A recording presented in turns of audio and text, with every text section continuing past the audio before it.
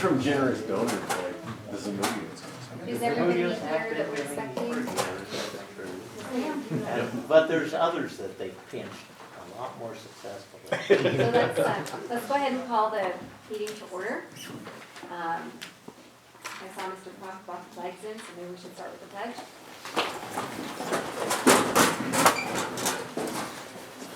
I Pledge allegiance to the flag of the United States of America and to the republic for which it stands, one nation, under God, indivisible, with liberty and justice for all.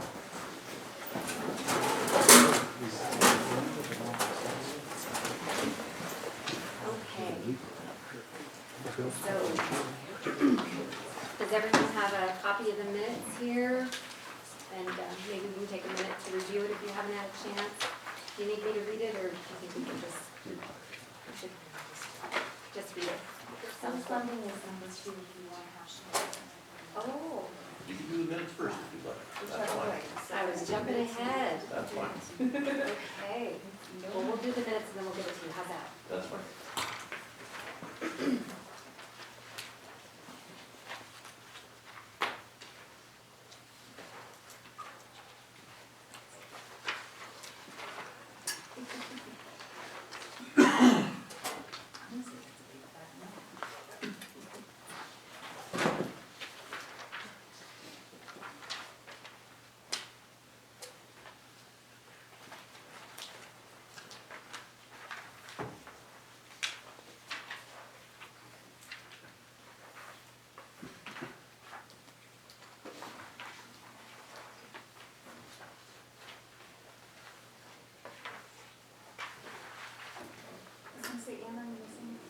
Yes, I've got hers too. They're in the packet. Yeah, they're the third page. You should have page number 2. Sure, you have hers pulled apart, so I was searching. Make sure you got it. Yeah, are you good? Okay.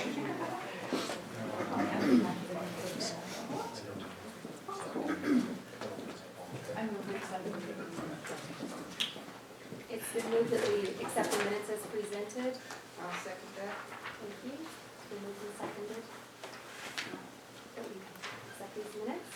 So that looks great. And now we'll, All in favor? all in favor? Say aye. Any opposed? Say nay.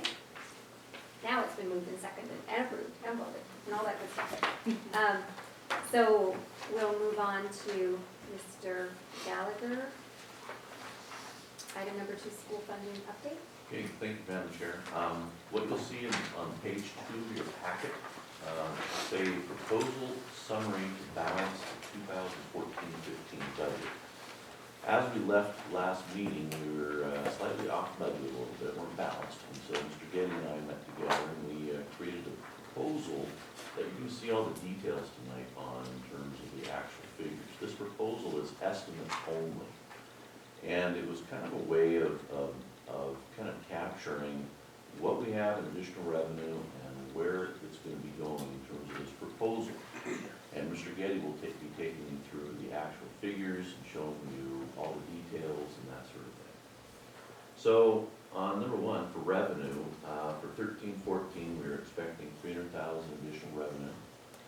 Originally that was, we were thinking that we would be sending back to the state $61,000. That came about 3 or 4 weeks ago.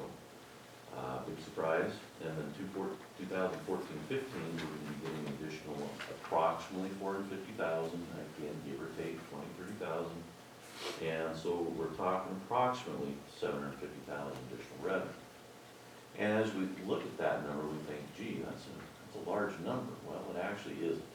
When you consider that the quality education model really says we should be getting around $1.5 million in additional revenue per year, as opposed to what we've been currently getting, after 5 or 6 years, that accumulates in pretty hefty numbers.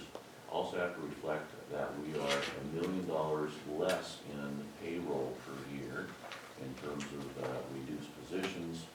And so $750,000 doesn't start to look very appealing, but at least it's going in the right direction. And so with this proposal, the question is, where is all this new revenue going to be allocated? And so I've kind of outlined the general terms there in that top chart, the major budget increases for 2014-15. Step increases, 49,000, that's for the CBA. Also negotiations, we have set aside 150,000, and really the final amount is to be determined from negotiations. So really, the first two is really subject to negotiations. Right now, they're just placeholders. Textbooks, that was 215,000, that is our English language arts adoption cycle. And then transfers, 323,000. And so you get a total of about 737,000, that's close to the 750. Okay, just kind of gives you in general terms what we're talking about here. So you look and reflect on that graph, that chart, and you think, well, gee, 323,000, that's a lot of transfers. Well, let's kind of look at what that's defined as. So you look at that next chart, kind of to the right and down, and it says transfers for 14-15 defined. Infrastructure, 118,000, that's facilities. And we've been talking about trying to build back some infrastructure. Athletics is 137,000, that's an actual increased figure, mainly because we're officially kicking up the soccer program. It's been quite a few years of transition, it's been a little bit at a time. And then cafeteria is 60,000, and to tell you the truth, that's probably a low figure. We're seeing increased costs of well above the 100% increase figure in terms of our cafeteria costs, mainly because of the healthy teen federal legislation. But it is a good attempt to try and keep that fund balanced. And then about 8,000 for towels, and there's 323. So again, those are approximate figures. You're going to see more details with that tonight from Mr. Getty. Then if you look at the very bottom chart, in summary, I try to look at it from just a different perspective in terms of percentages. So as proposed, with these estimated figures, we're talking about 26-27% being dedicated to employee benefits. That's step and COLA increases. About 56% to programs, such as textbooks, athletics, cafeteria, towels, those sorts of things, and about 16% or so to infrastructure, and that's accounting for about 97 or 98% of what we're talking about here. So again, this is just kind of in general terms, just kind of get a feel for what you're going to see in all the details tonight. Sometimes when you go through the details, it's hard to step back and say, okay, what did I just see? What does it really look like in the big picture? And that's what this chart is attempting to do. So with that, I think I'm going to conclude my update. And you're going to hear a lot more details from Ms. Getty tonight. Great, thank you. So we've already talked about the minutes. So I think we can move on to reviewing the changes and, excuse me, finish reviewing the Fund 100. Is that Mr. Getty's? Yeah. Okay, in tonight's handout, pages 4 through 11 were updated because of the complete adoption of the English language textbook adoption. And they reflect the changes that were made at the elementary level for textbook Object 420. And there's no changes at the high school level. So these pages here are replacement pages for your original handout from last meeting.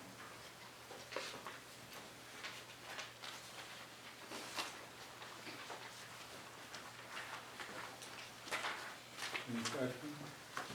No. Okay. All right, now we go to this booklet here. And we start with the 2020 sports survey, which is page 23.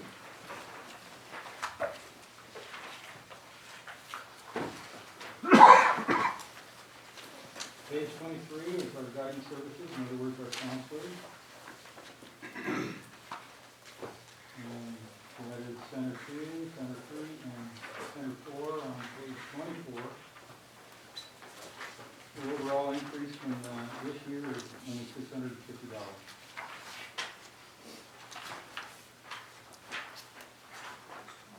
One large increase that I really see is at the elementary level for 410 supplies for lunch from 1,200 to 2,900. If you have any questions on that, Mrs. Harris, as the counselor, she requested furniture is just all beat up in the office, and then so she requested some replacement furniture, good size chairs and things like that. And programs. She has a second step program, the Red Ribbon Week, all those types of counseling programs. And we're moving into the new positive behavior intervention support program. See, Darrell will take care of that, and I didn't even say it, EBIS, so. I was gonna ask that. So anyway, we're, so kind of complements our response intervention program, and we're really getting it off the ground at the elementary. We've had, some staff get-togethers and reviews, and we're going to fully implement it next year. And the counseling piece is the big part of it.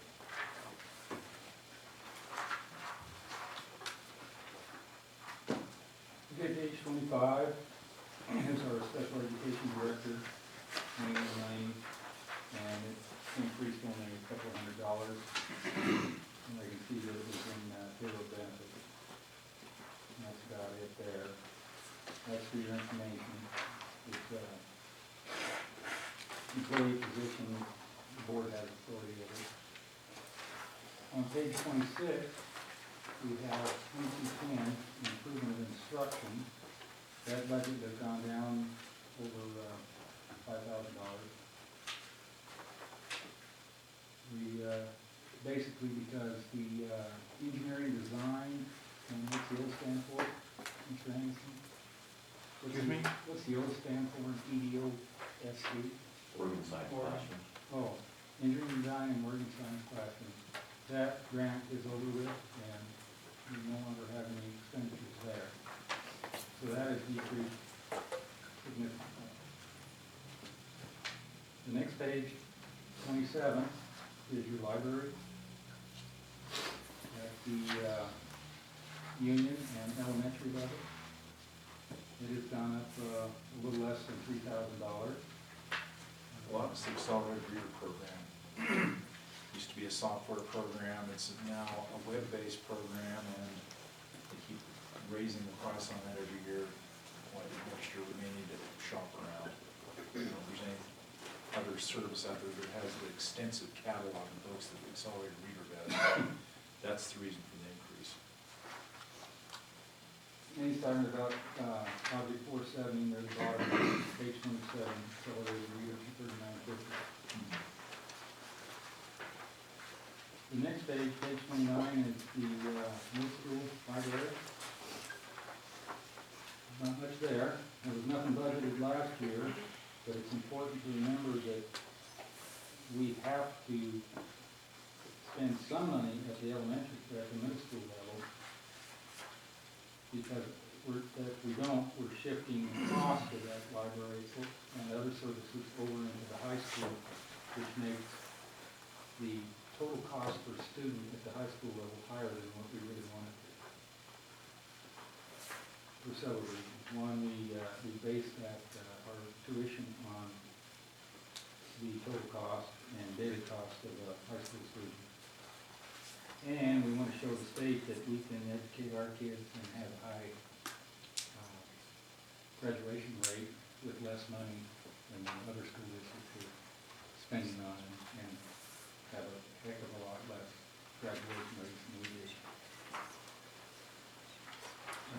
Page 30 is the high school level, and their budget went down about $1,400 for the library.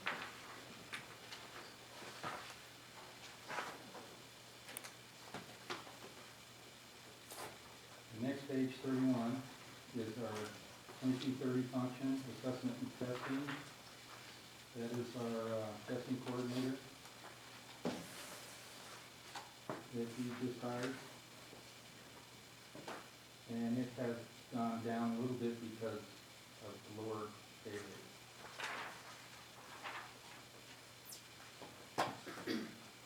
Page 32 is 2240. instructional staff development. Basically, it's travel. And the ESD pays half of what our mentoring program costs us. But I budget the full amount because I have to have some place to spend the money, but then I bill the ESD for half of it and it comes in as revenue.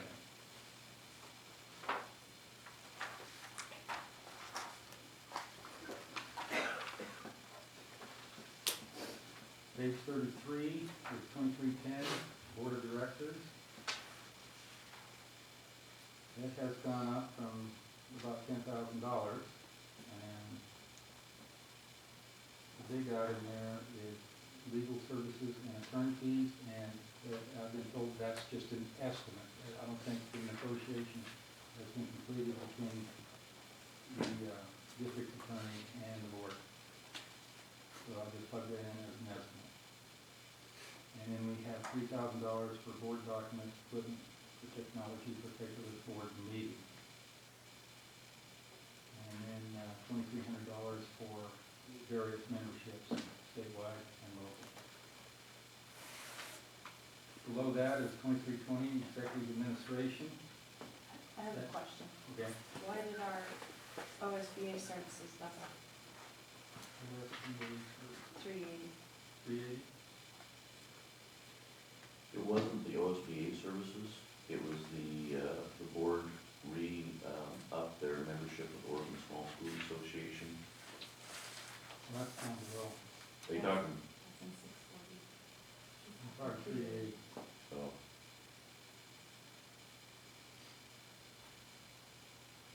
It would maybe be more accurate because the policies within themselves are $1,200 a year. that could be. Yeah, it's probably just more accurate than I you think saw it was, last I year. think we looked at what we had spent this year and what we had budgeted for. I can tell you what this is. That's just a big increase.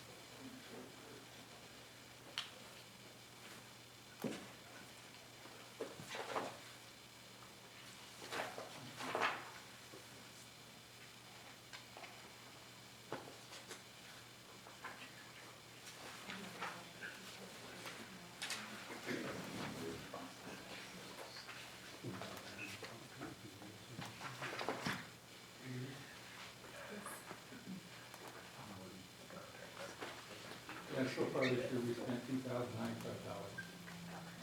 A lot of my budget development relies on past history and current expenditure.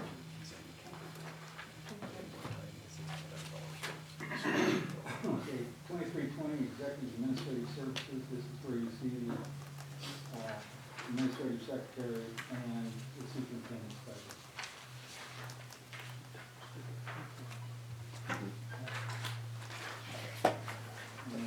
It increased around $1,500, probably mostly due because of travel on page 33, 342 travel.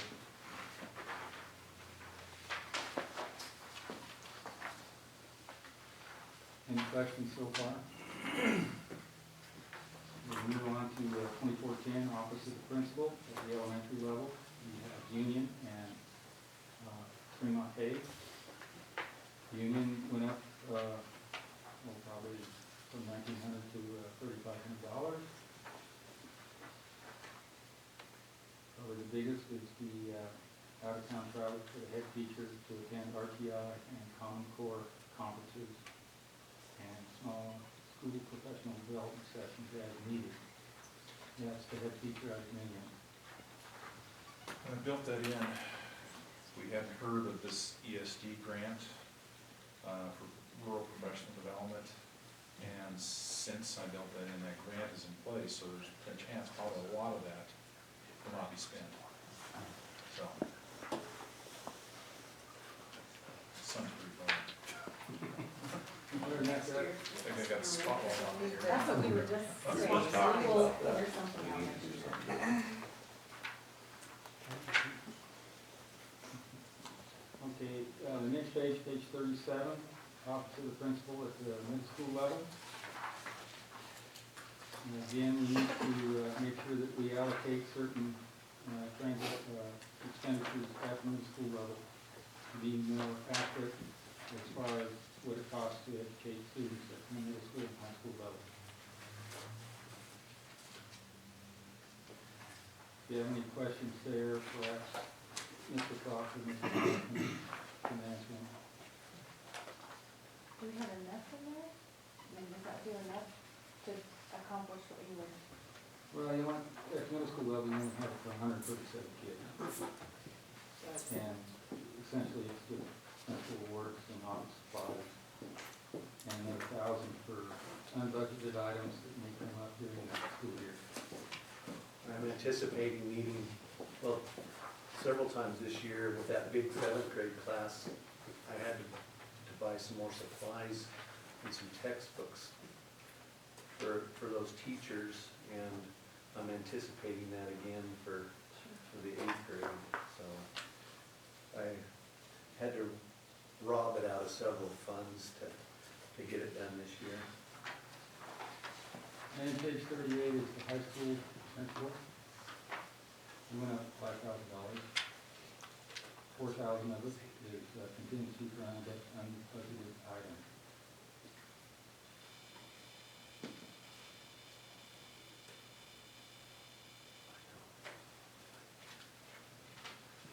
No question? Okay, now you come to my budget. Business manager's budget, 2510 on page 39. I anticipate that our audit services, 381, is going to go up. Does every year. But however, as long as the ESD has the money, they pay for the audit, but I can't count on it. And the ESD told me don't count on them paying for the audit for this year. So I always budget the line item there just in case.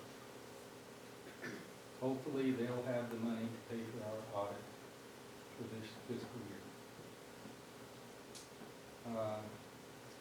Everything else is more or less the same. Banking fees at the very bottom, 640, these are fees, banking fees, they just keep going up and up and up. And every time they merge with a bigger bank, fees go up even higher. So I anticipated $1,600 in dues and fees to the banks. On page 40, insurance. Case advised me to increase my insurance premiums this year 8% for next year. So you can see that our liability insurance went up 5,000. Our fidelity bonds are probably going to remain the same now. Property insurance for the union school is about the same. All other buildings in the district is going to go up about $7,000. And taxes and licenses, that's at the state level for hazardous materials and a variety of other things. I've gone up to about $14,000 because of that. The audit coming through the ESD, that's not part of your contracted services? That's not part of the contract you signed with them? It is part of the MOU, but it's certainly contingent upon available funding. And they're really struggling with that flat line funding. So that's why I think they're telling Mr. Getty that they may or may not be able to pay for it and budget for it just in case. If you don't pay for it, and they do, you know, that money just goes on into the next fiscal year carry. Okay, and then 2520, fiscal services, that's your payroll and accounts payable. And a lot of this is just information, because it does have payroll and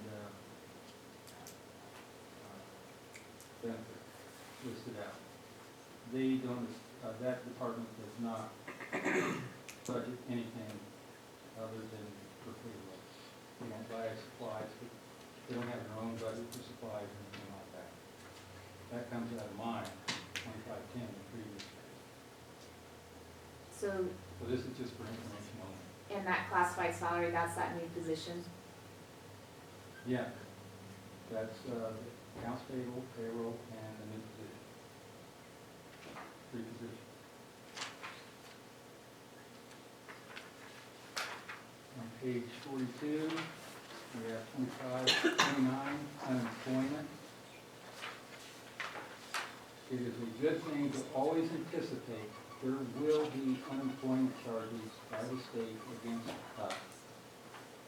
Last year, or for this fiscal year, I budgeted $59,000. And after looking it over and analyzing just what our liability might be next year, I reduced it down to $35,800. If a employee does leave the district and then can't find a job, and if they just substitute for 1 week and earn 1 week's unemployment benefit, then we can get stopped for quite a lot of money. So it is a good thing to keep that in place, even though it may not be spent. It will carry over into the next fiscal year as carried. How much of the 59,000 got spent? Hmm? How much of the 59,000 got spent in this current It's fiscal? close to 7,000. So, But we do have one certified teacher that is resigning, and we're not sure if she has another job. If she doesn't have a job, then we could end up spending anywhere from $23,000 in unemployment benefits in a 12-month period. And we've been through that before in past history. I'm pretty sure it was only 7,000 spent this year on employment. Yeah, right now our claims are pretty low. I'm sure it's higher.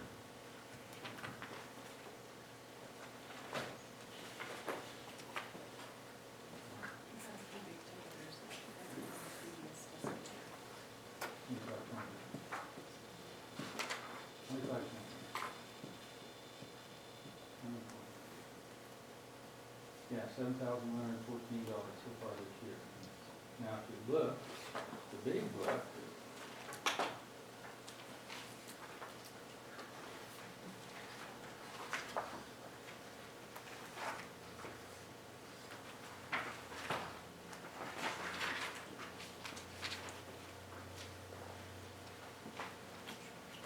yep, 1213 actual. 9,100. is it out of place? Oh, 20.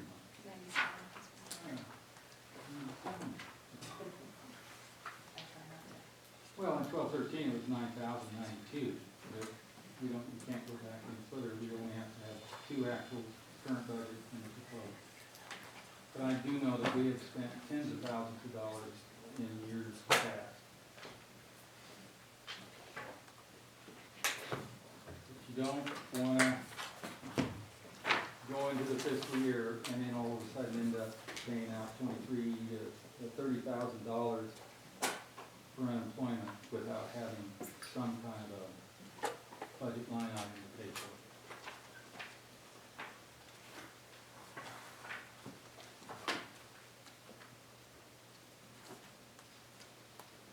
Okay, anything else?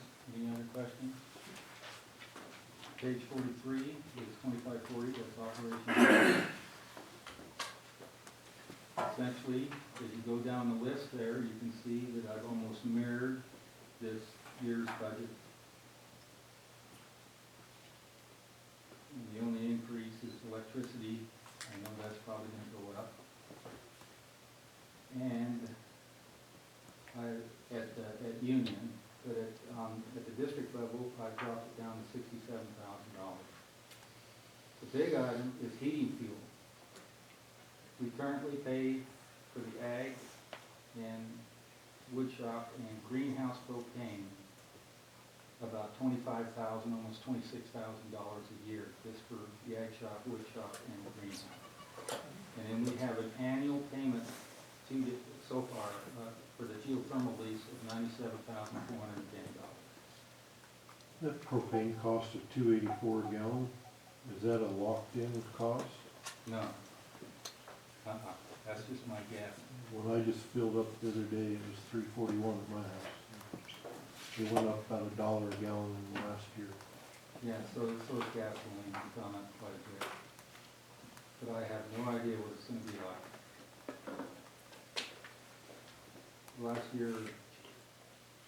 Last 5-year propane average was $1.93. And that includes the year 12-13. But I'm estimating that fuel costs and propane are gonna go up. And that's just my guess, $2.84 a gallon. That might be an average throughout the year. We might be paying more at the beginning, but less as time goes on. It all depends. I have no idea.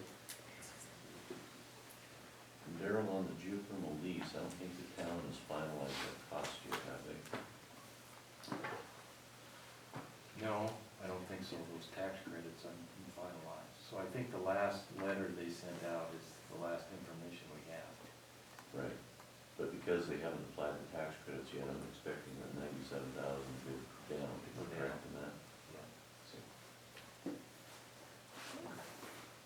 And then another thing I want to point out is on 325 Center 6 electricity, we have had 4 different contracts on replacing our lighting in various schools.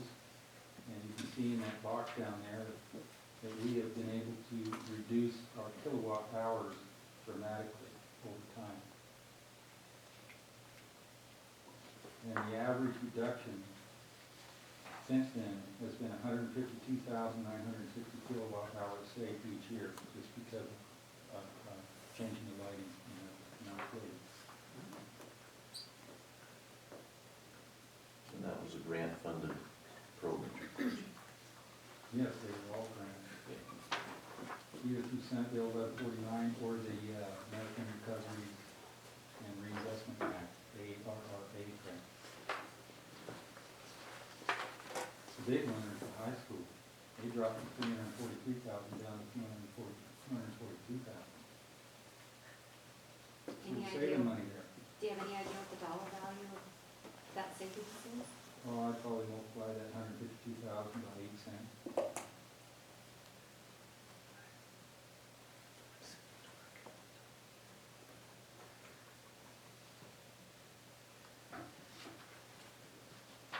I'm estimating around 15,000, 12, 15,000.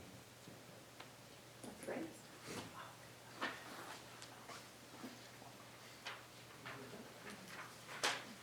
Okay, now, the next item below that, 327, water and sewers. I increased it from 24,000 to 37,000 based on previous sewer and water charges, what our current expenditures are, plus I added 5,000 for the proposed soccer field. Now, I don't think the soccer field is going to be built next year. But you got something going for it. Hmm? You got something going for it. Well, no.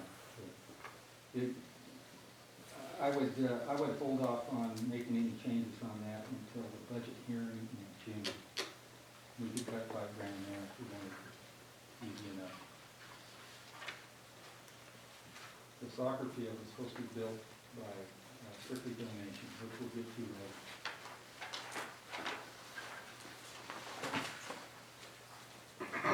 And the maintenance continues on page 44. There's not really that much of a change down the line there. I did add $2,000 for safety training and a 5-year lead paint renovator retraining that's due in June. We have to have our maintenance people go through lead paint renovator training. And that's good for, that's a 5-year certificate.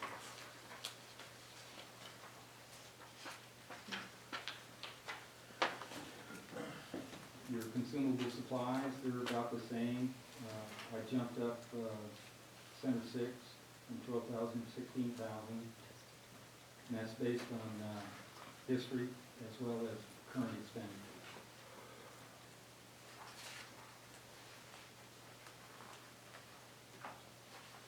Any questions so far on them? All right, let's continue on page 45. There's not much there. The maintenance requested that we purchase one more commercial vacuum next year, and a wet and dry commercial vacuum, and that's about it. And even with all the changes, we dropped from 444,000 down to 437,000. It's a pretty tight budget.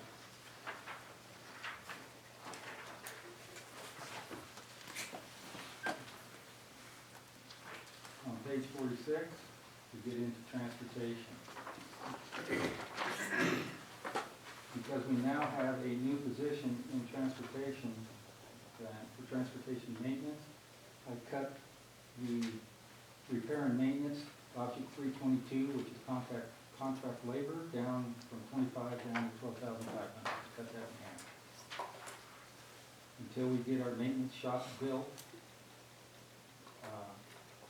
that's going to be pretty tight, because I'm still going to have to probably send buses down to Max's Garage to get repaired, especially if they have to tear down an engine or if these partially tear down an engine to make repairs, because we don't have the facility right now. But I'm estimating that the new position will save us at least $12,500. And as time goes by, we'll probably save it all. We have engine block heaters. I upped that to 3,000. There may be a possibility that there might be, in lieu of bus transportation, we always put about 500 in there just to have the line open. We haven't spent it for several years.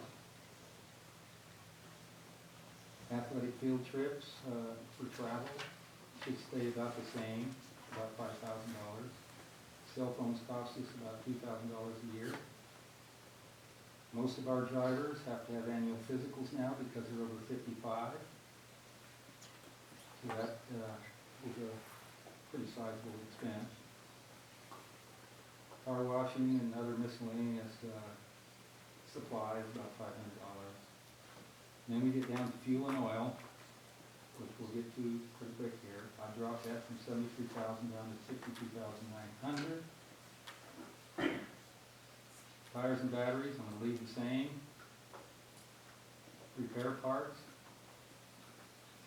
even with our own in-house bus maintenance person, we're still going to be looking at purchasing, especially because our fleet is pretty old. And we get down to liability insurance. And that is $12,471, which is 8% more than what we paid this year, which was $11,547. And then taxes and licenses. That is just simply, we have to pay the state Oregon fuel tax for any rentals that we might send our buses on. So that budget has gone down from $172,000 down to $146,000. And part of that story is the next page, on page 47.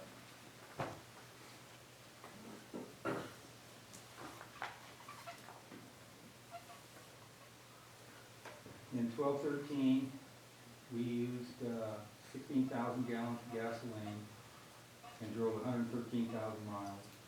This year, I'm estimating we're going to use about 19,000 gallons, and we're going to drive about 137,000 miles. And next year, we're going to go down again to about 17,000 and drive 115,000 miles. Now, the reason because of that is because we have two transportation vehicles that do not qualify for state reimbursement under the transportation grant. That's Minibus 1 and the Expedition Minibus 4. We don't get depreciation for it, we don't get penalized for the mileage they drive, but we can get reimbursed to the transportation grant for their fuel and tires and maintenance. So that's why the mileage went down, and that's why the gasoline is going down. At estimating about 17,000 gallons of fuel at $3.70 for diesel, I'm estimating that we'll spend about $62,900 in fuel. The price per gallon might be low, but I don't know. I have no idea.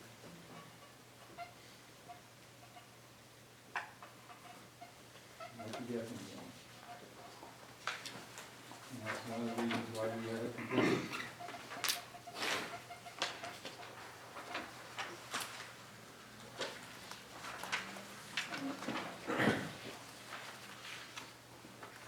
On page 48, we have 2570, which is internal services. That is basically for copier service agreement. And this is not the lease agreement. This is where we pay about a penny per copy, in addition to the copier lease agreement, which we'll get to in Fund 410. Then we have postage, and then we have send a lot of printing down to the ESD. And I didn't think change that much either. And so that is almost static, about $100 less than what I have budgeted for this year. Should be about right. The next item is 2640, recruitment and placement. That's where we have costs in recruiting new teachers, replacement teachers. 2645 on page 49 is staff health services. That has gone down. We don't need to buy any more first aid or CPR textbooks. That's about the only change there. On page 50, we have 2650, technology services. And as you go down the list there, you can see that we have decreased in 470 computer software, $4,000. And he decreased 480 computer hardware by $10,000. And so his overall budget dropped from $80,000 down to $63,000.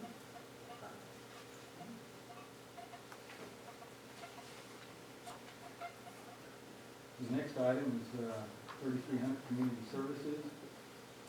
We just throw in a little $500 there as a line item to keep it open in case we have to hire an architect or an engineer to engineer some small projects that we may come up with next year.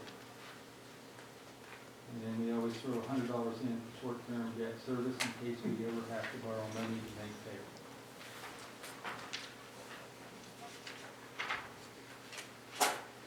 Okay, page 52, you draw a line through that, and then you go into your handout tonight to page 12 of your handout.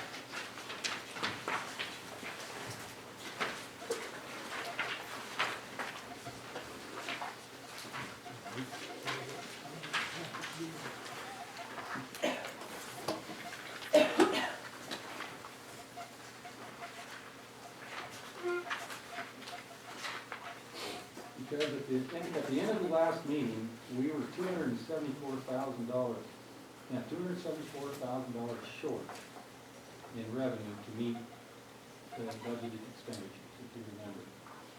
So I've had to go through, Mr. Gallagher and I went through this and decided, well, we've got to do some cutting. And as you can see, from the last budget meeting, I had $497,000 budgeted for transfers from the general fund to a variety of other funds. We have now cut that down to $323,000, which you talked about earlier. There will be no transfers to Fund 410 this year or next year. And as you can see, there's a variety of different things in there. Basically, transportation, new buses is the biggest ticket line item. And without the transfers this year or next year, we'll still have about $184,000 in reserve for a new bus. and we'll probably get about, probably $32,000 or $36,000 in depreciation from the state through our transportation grant that goes in this fund. So the total budget that I have estimated now for 410 is $265,000.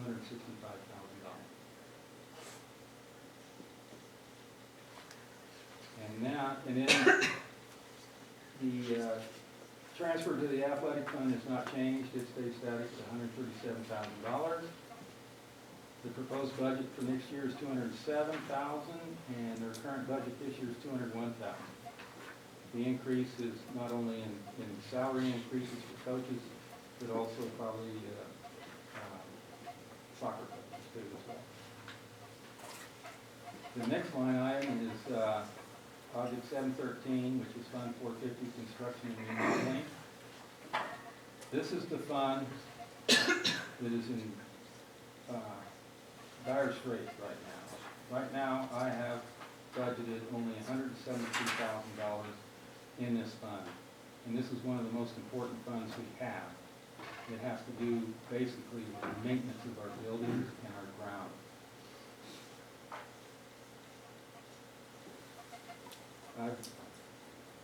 As you go down the list, you can see how the proposed budget is for each line item down through here.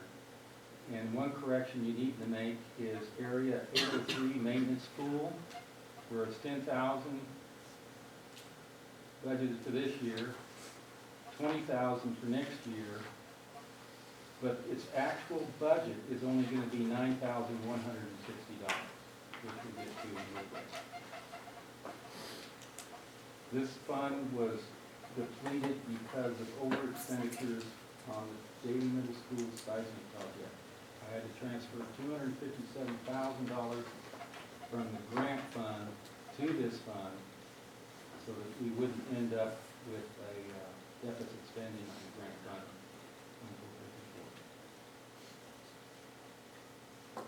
And then you go down, you can see that only $118,000 is going to be transferred to that fund next year. The next line item is $30,000 for the cafeteria at Union and $30,000 for the cafeteria at the high school. That's that $60,000 that Mr. Gallagher talked about earlier, and then the $8,000 for the Cal fund.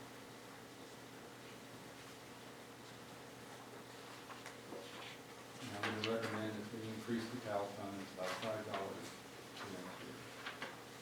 But that comes later. Let's start that. Any questions?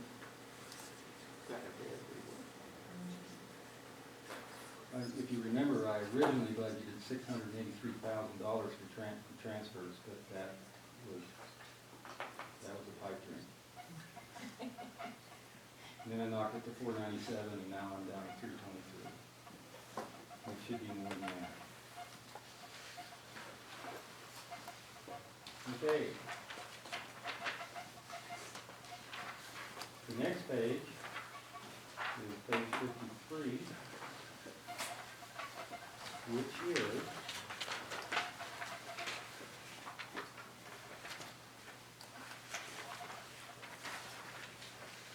where did it go?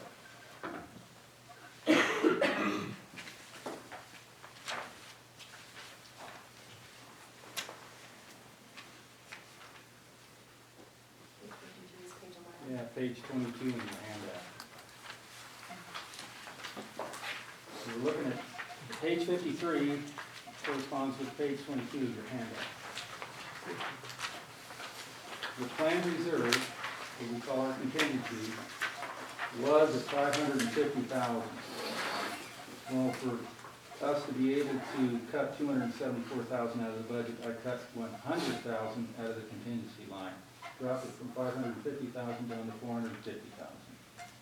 Now keep in mind though that $150,000 of that $450,000 is the contingency of $150,000 for negotiation.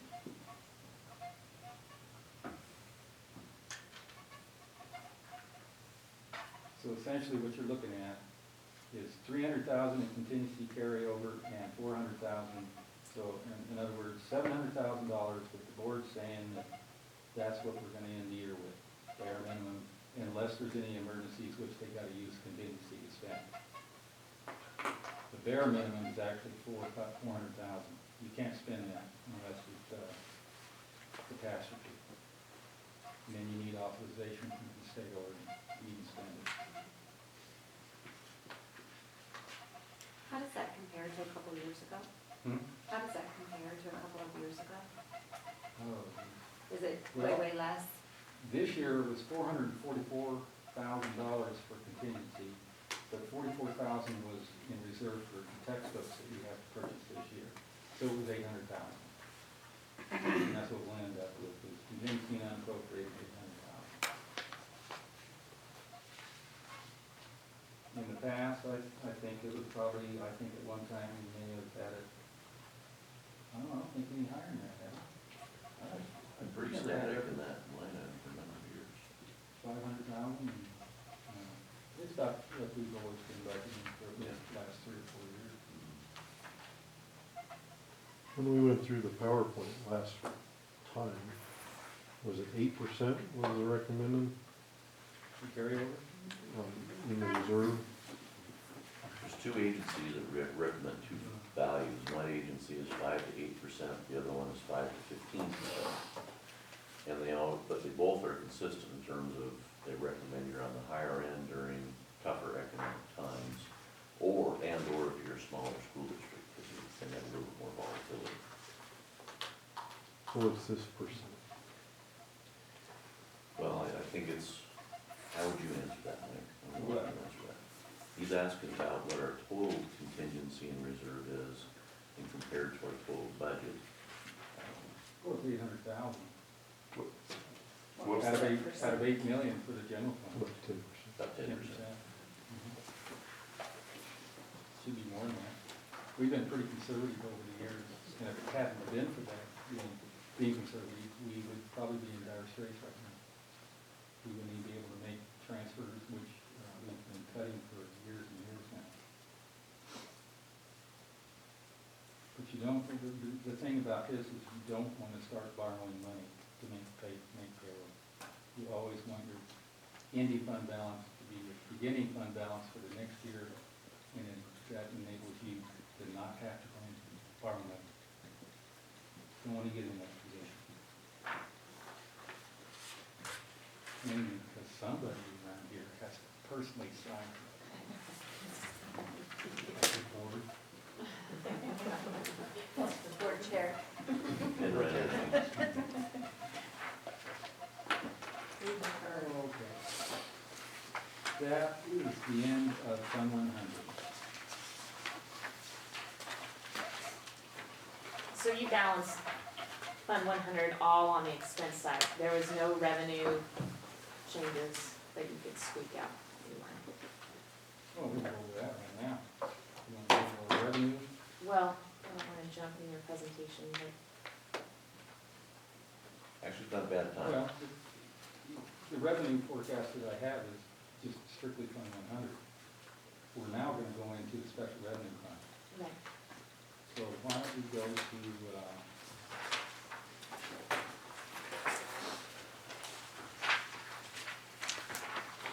page 18.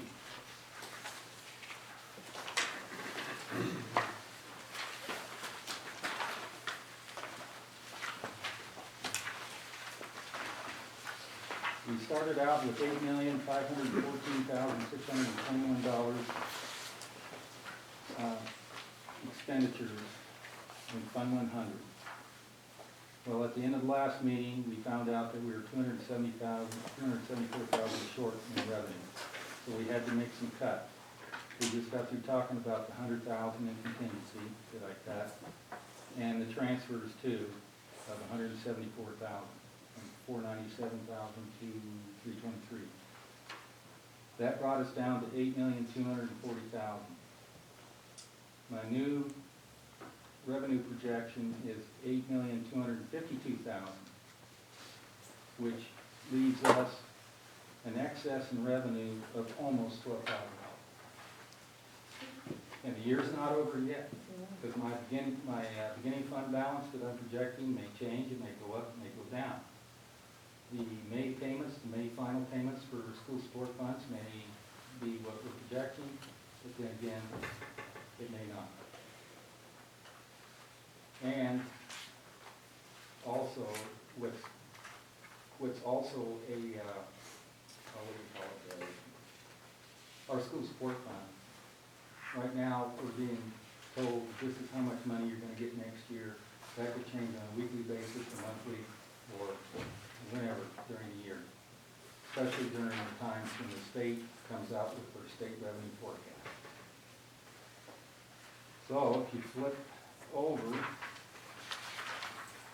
to page, where is it, page 19. Now this involves this year. This is the interfund transfers now that the board must make. The only change I made was on the first line item, on 410. If you remember, I had $12,000 for approved. I cut that out. That was one of the cuts that I made to be able to meet my $274,000 deficit. So now we're down to $286,000 instead of $298,000. And again, like I mentioned before, 410 will not get any money this year or next year, except for depreciation for buses from the state of Oregon City Transportation Grant. Now, if you go to page 20,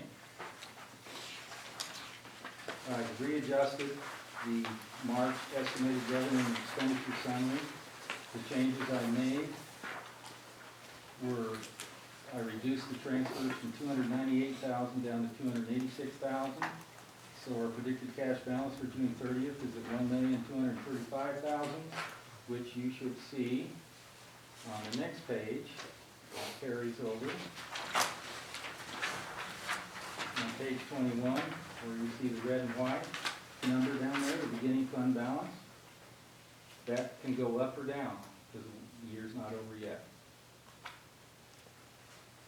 And then, late this afternoon, I was notified by the Oregon Department of Education, School Finance, that our school support funds are estimated to be $3,955,000. That is $132,000 more than the $3,823,000 I have in the light blue. So I make sure that you're hearing that correctly. Yeah. That was very hot off the press news. In fact, I didn't even know it before I showed up for the budget meeting tonight. So again, that's the volatility that Mike is talking about. Every day is a new day with the budget season. Some days we're up, some days we're down. So today was good news. Hopefully we'll keep that. But like you said, we still made adjustments. We have other things that come along, and we don't know if that's going to be a solid number. Well, here's where we stand. As the budget is presented for Fund 100 T9, we are at $8,240,621 in expenditures. And our revenue, according to the state, has increased, and we are now $144,000 with excess revenue.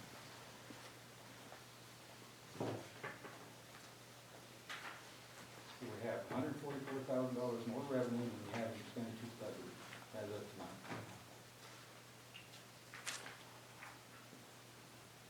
So that's good. That's good.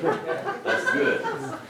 Really. But again, we, like you said, the year's not over. We may have other things that could take that away. It's just how the budget season works.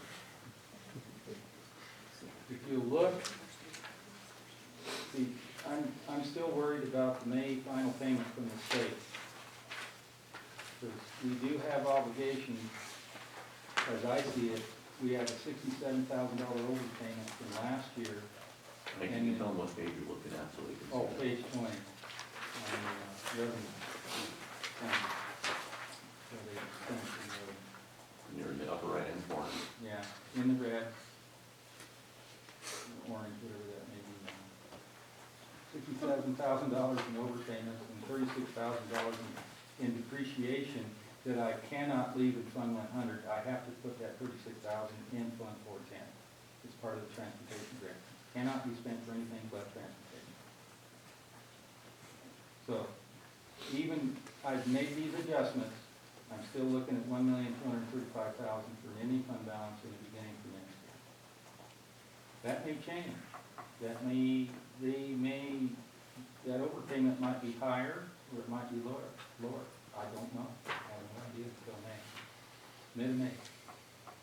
So really what we shouldn't do tonight is make any other changes. And then at the budget hearing in June is when decisions should be made with the projected $144,000 in revenue. Guess you'll know by June. We'll know a lot better by June. Yeah. We'll know what the main adjustment is, if there's less or more additional revenue. I mean, the state is still going through its motions. And having it in contingency, you have more flexibility than if we were to increase your transfers again. Because in Correct. contingency, Right. throughout the course of the year, then you can increase your transfers if Correct. it looks like it's a good idea. Yeah, because at the budget hearing, after budget hearing, you could reduce it by, or increase the expenditures by 10%. That's state law. That's the limit. And in a way, Ann, that might be the best place to put it. That Right. way the board does maintain ultimate flexibility. Because once, again, for the budget committee, once you make that transfer, you can't bring it back out. Once it's in the transportation fund, or Fund 410, or 450, it's in there. And you can't bring it back out and go, oops, shouldn't have transferred those dollars.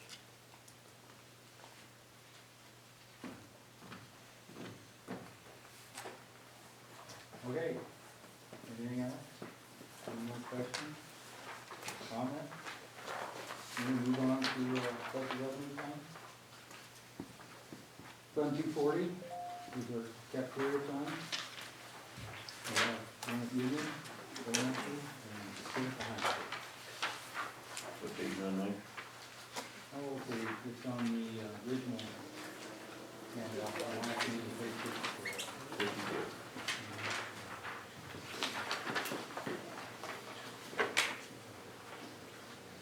Now, I really looked at this one really hard.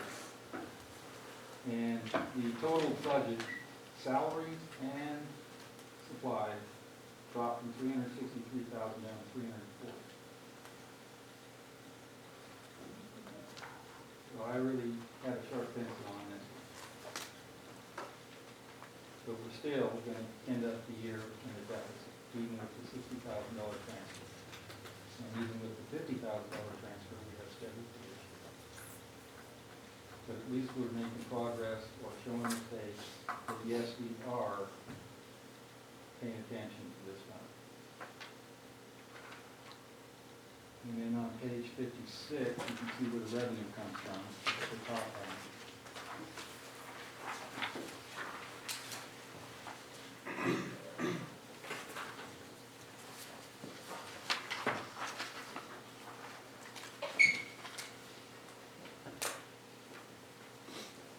So we're buying less food. We're buying less food. Yeah, well, this fiscal year was the first year under the new regulation. I had no idea what it was going to cost, really. So I increased the figure. And now that I've seen what our current expenditures are and what I project to be through June 30th, I dropped it down by $23,000.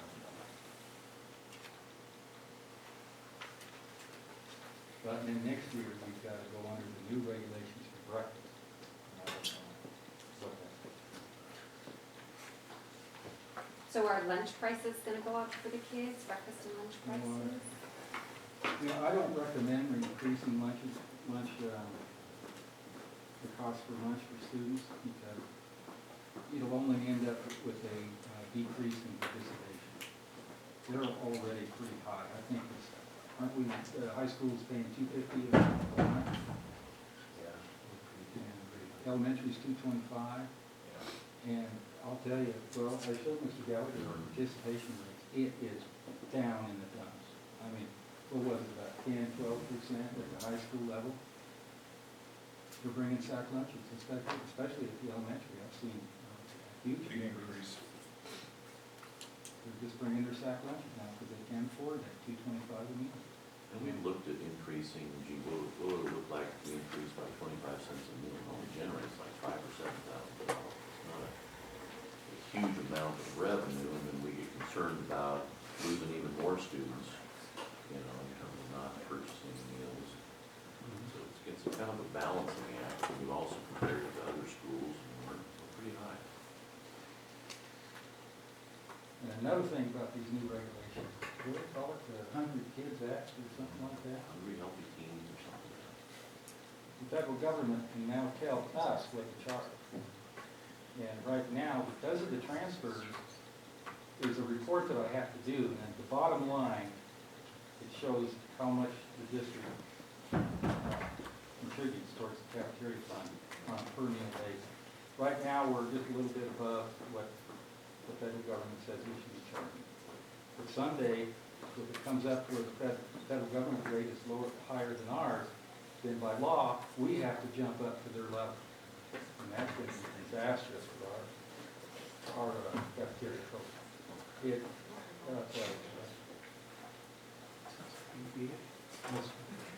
One thing the government needs to get out of right now is cafeteria operators. What's that? No, a whole lot of other things too. The next one is the towel fund. We talked about that. There's an $8,000 transfer into this fund scheduled for next year. I'm putting the cleaning services about the same because our student population has been static for several years now, so I can't imagine them using more towels with less students or even with the number of students we have now. And we're probably gonna have to buy another 50 dozen of towels here as the old ones wear out, we gotta buy new towels. But because this fund now for the last 2 or 3 years has been running into a deficit, we need to seriously look at what we're charging the students for towels. And I think that really needs to go up.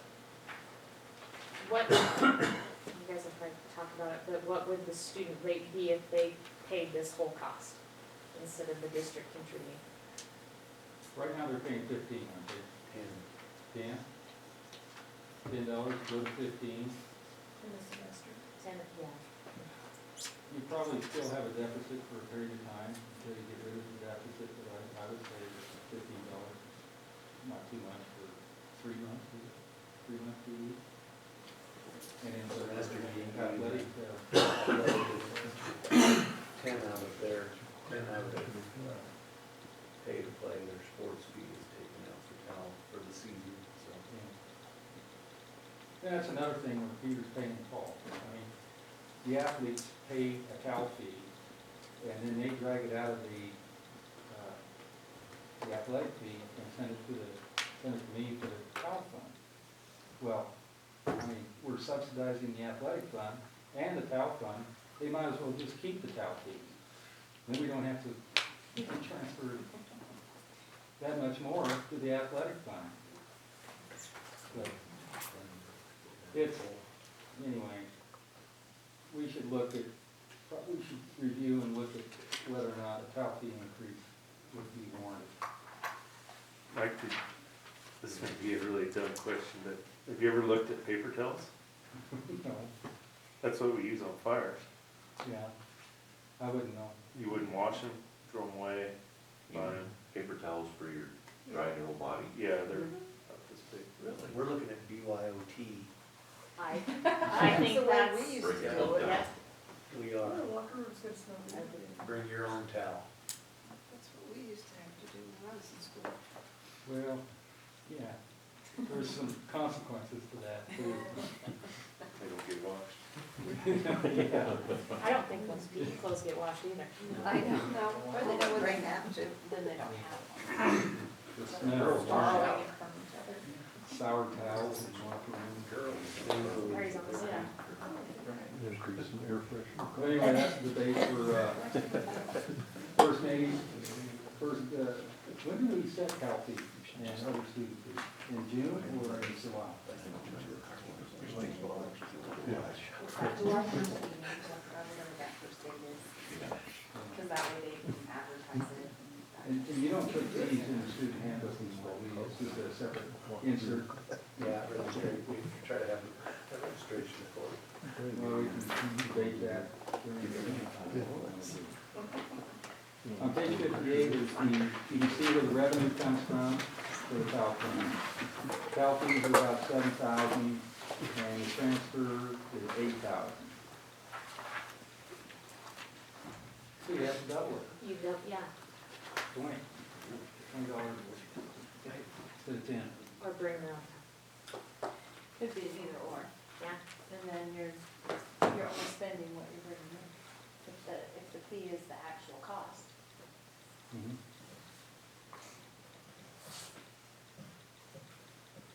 Okay, the next one is going Government to, kind of works, doesn't it? I'm kind of curious about the use, to be honest. Tell you. I think, yeah, Oh, can you tell? girls don't shower. That's, I don't know. So they Well, don't the use boys them don't there. either. Yeah, some of the eighth grade But they do the non Some parents of the girls are paying for the boys' towels, is that what you're saying? Pretty much. So it sounds like we Thank you. need to rest. He's supposed to shower. The laundry fees, the laundry, the cleaning fees are what jumped up a couple years ago that really got us. The fact that we replaced some towels, plus, we're not washing any more towels. But the price per towel to clean it went up. And they kind of do that rotation and that inventory in stock, whether you're using it or not. And so you're kind of stuck unless you can really tell what's being used. I mean, they bring in the same amount, take out the same amount, whether you, Yep. even if the bale's not, do they still bale them, like, Yeah, so if it's unopened, do we still get charged for that? well, for the last year and a half, it's been, we've had a pretty good cycle going. It was, 2 years ago, it was just terrible. Yeah. We would run out, we'd have to call him, we'd send Mr. Getty on him, he'd finally come and get him. And yeah, we have been looking at this for a couple of years, Yeah. talking to other schools, see what they do, Do any schools use the paper towels? not that I know of. That'd be an interesting thing to look at, just out of curiosity, how much it costs. That would eliminate your washing fee, that's what kills you.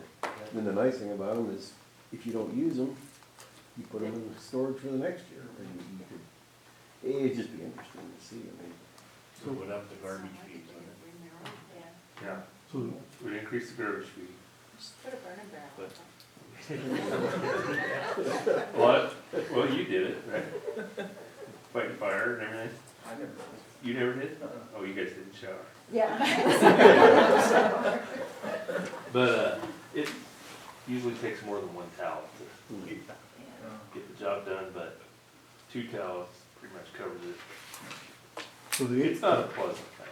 What's the estimated cost for the towel? You buy a box, you know, and it's spun and roll, and you pull one off and tear it off, and pull another one up and tear it off.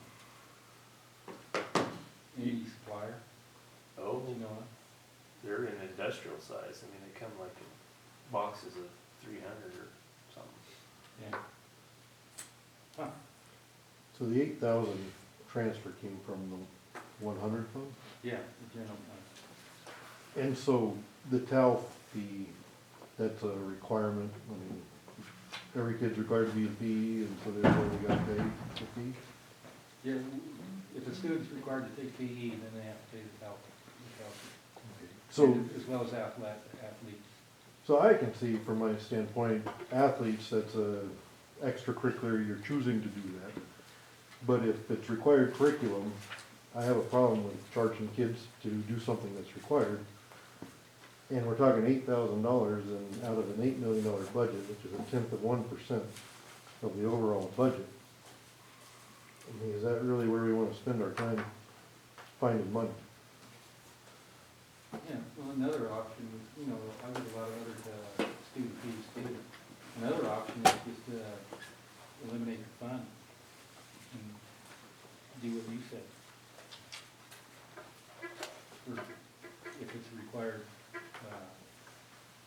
them to take PE, then it maybe it should be in Fund 100. But that's something we'll have to debate in the summer. But as far as athletes go, I would probably say that,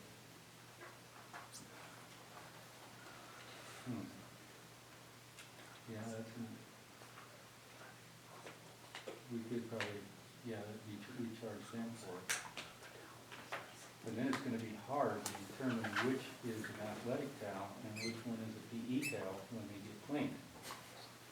Are they required to bathe No. after PE? No, So we're charging them a fee even though they're not required to use the towel. I've had several angry parents Yeah. bring that point up. Supports your. And they bring it up because they're not showering? Because they pay a towel fee and they choose not to shower. Oh. It'd be nice if they did shower. Yeah. Yes, we have.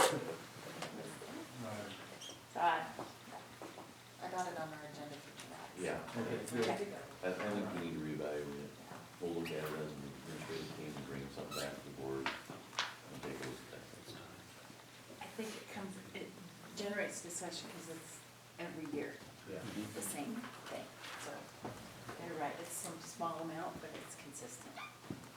Yeah, it'd be kinda interesting to try the paper towel for the PE kids, Sure. you know? Cause then it's a stock item, you know, you're stocked out. You do it for one class. I'm kind of intrigued by that paper towel. I think the goal is to promote showering, Yes. not to discourage showering. Right. So, Bring you your gotta own. be, If you don't like them, bring your own. So I mean, you gotta be careful. we get way off topic here, but to promote showering here, you have to do some construction in your shower rooms. Pete and I were thinking of installing a car wash. You just walk through and there's a dryer and you Something get your different, cause I clothes think done. that's part of the reason girls don't shower in that locker room. Oh, it's a design of the Yes. room? Times have changed. Yes. I like a little privacy. What? Yeah. There's no privacy at all, Like their own cubicles. yeah. Oh, okay. Okay. All right. Gonna make it come in. Page 59 is Fund 260, the egg farm fund. That is essentially the ag department's greenhouse operation and a little bit for the weed control and a few other things out of the ag farm on Stock Drive Road.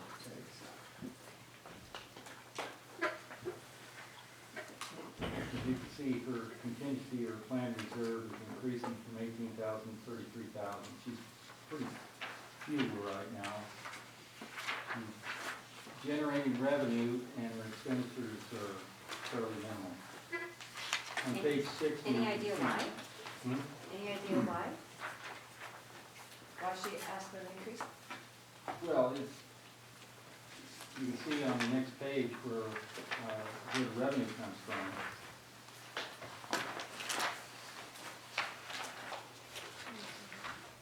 She used to have other expenditures, and some pretty sizable ones out at the egg farm for a while there, but that's all passed. The fence has been rebuilt.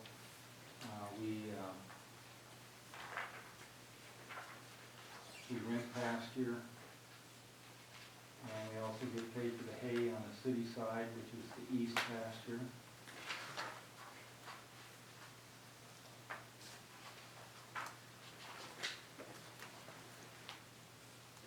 Maybe that incorporated into classroom.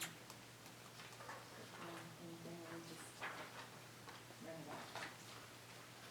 Oh, no, there's nothing out there. It's hay by lease on the east side, the city pasture, where the sewer. A couple years ago, they did a weed identification.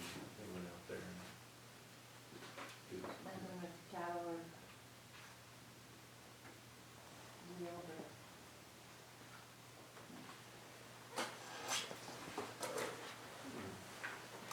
Can this fund pay for some of the propane costs of the greenhouse? Can this fund pay for some of the propane costs of the greenhouse? Well, we haven't done it that way, no. It could be built in, yeah.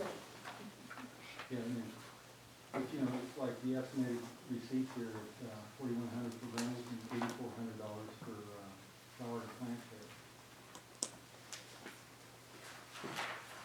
And I didn't anticipate any flower and plant sales for next year.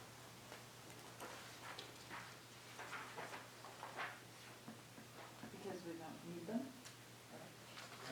Geez, I can't remember why. I think I was told that she wasn't planning on having it. Is she even gonna have one this year? Yeah, she Yeah. said everything started Yeah. down there. Yeah. Well, I did anticipate about $8,400. Yeah, there's gonna be a lot of unhappy people in Lakeview if she doesn't have it next year. Oh, I know why. It's because, in the back of my mind, we were gonna move it. Greenhouse. Because of the solar farm that was proposed. So I didn't budget anything because the greenhouse, once it's moved, wouldn't probably be ready in time for it. And I have to forego that 1 year. That is not the plan, by the way, but I think Mike's just trying to plan for contingencies here. We're gonna try and, the solar farm is on hold right now until we know whether we get a grant or not from Oregon Department of Energy. And if we get that news late, when it looks like we are, then we're looking at postponing the project till next summer, and we're gonna time it to where it would be moved after the growing season for her horticulture program, so she can still be able to grow all her plants, sell them out, and then we would move it. But how soon we could get that up and going, because we would have a window from about, probably beginning of June till January to get that moved up and going. I don't know, Mr. Engineer, you know, I think that's what Mike was maybe thinking of, maybe we could or couldn't get that up and moved and going within 6 months, I don't know. Yeah, I think we can accomplish that. Once we move it, we can use it here for. Great. So that'll take care of the program. Good. Now, I can see right now that I made an error. After budgeting 22 funds, kind of got a little off track here. I see where she did budget for $6,000 for greenhouse soil seed plus. So I would have to increase that. Probably by around $8,000 or more for just plant sales alone. So I'm gonna have to rework that budget.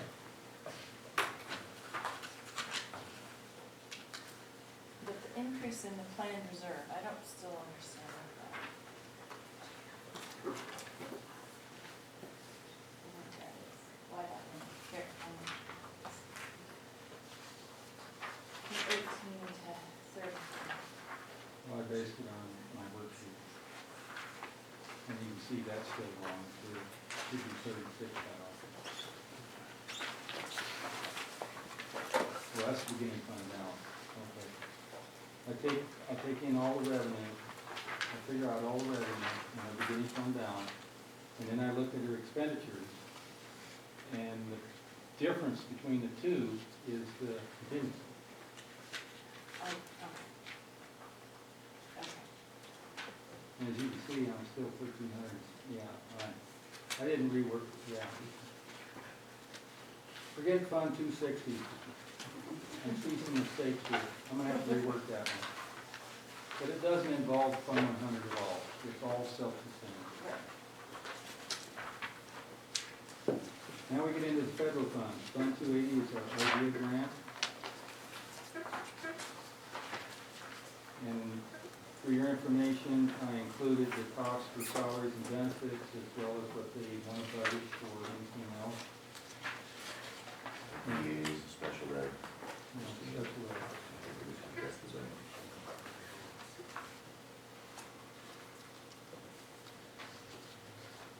And then below that is our SPR&I grant, that System Performance Review and Improvement Grant. nothing there, because I don't know if it'll, even exist next year. We haven't been notified. And it's usually around $2,000 in the past. And then below that is our idea enhancement grant. And again, it's around $1,500 to $2,000 in the past, so I didn't budget anything in that.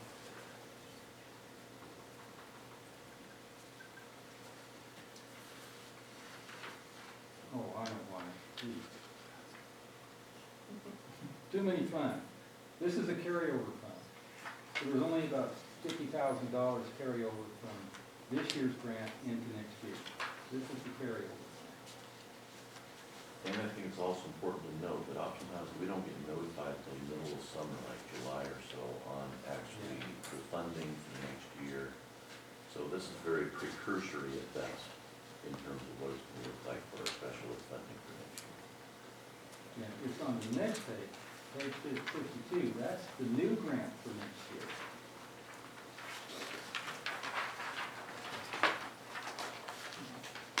I have budgeted about $144,000.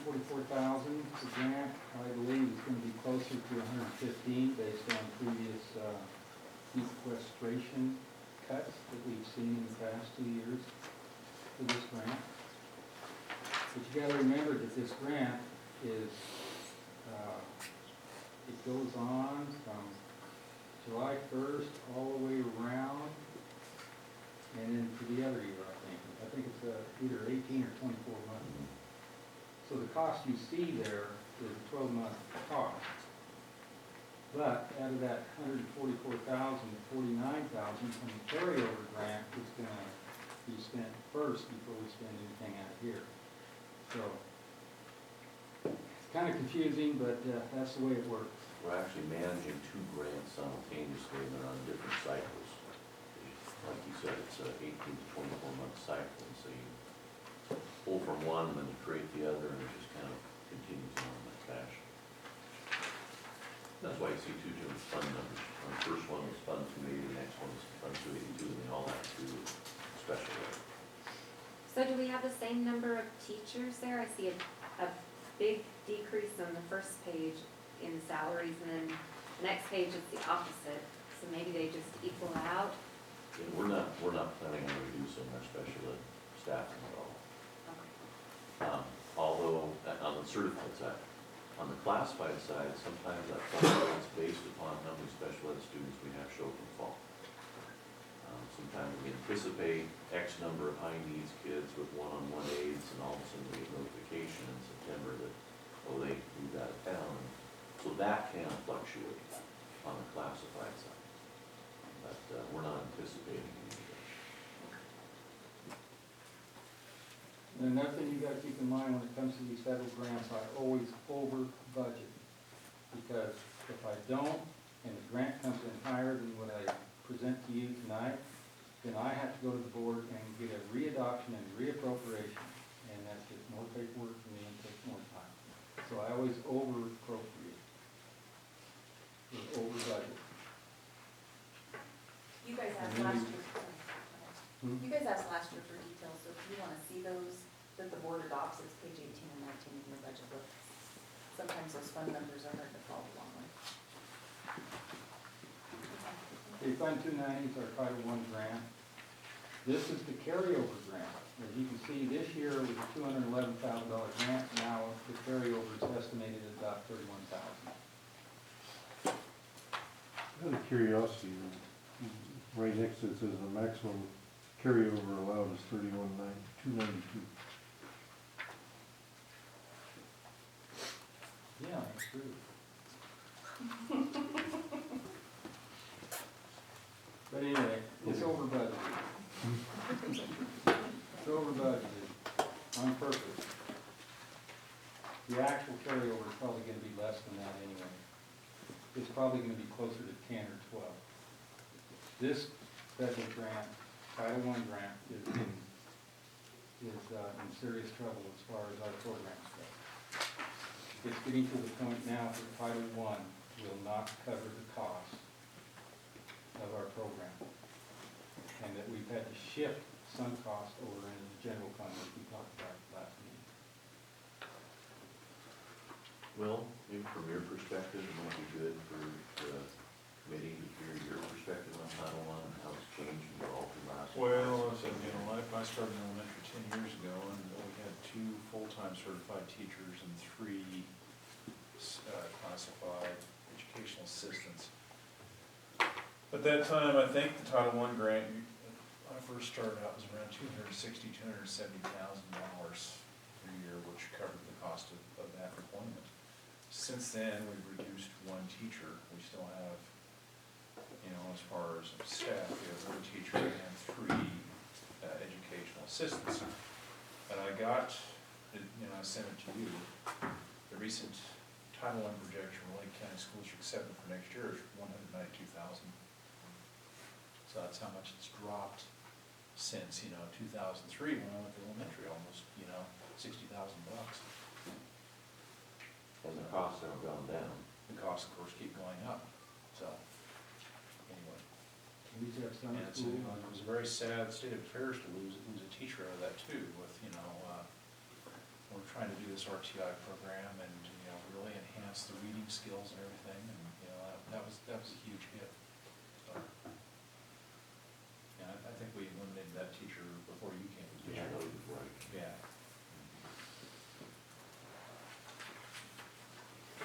And then on the flip side, it's page 63 is 64, which is Fund 292. And this is, 63 is the carryover grant, and 64 is the new grant proposed for next year at $214,000, which, again, it's oversized. So when we do get notified of the actual grant, then we have to watch it real close.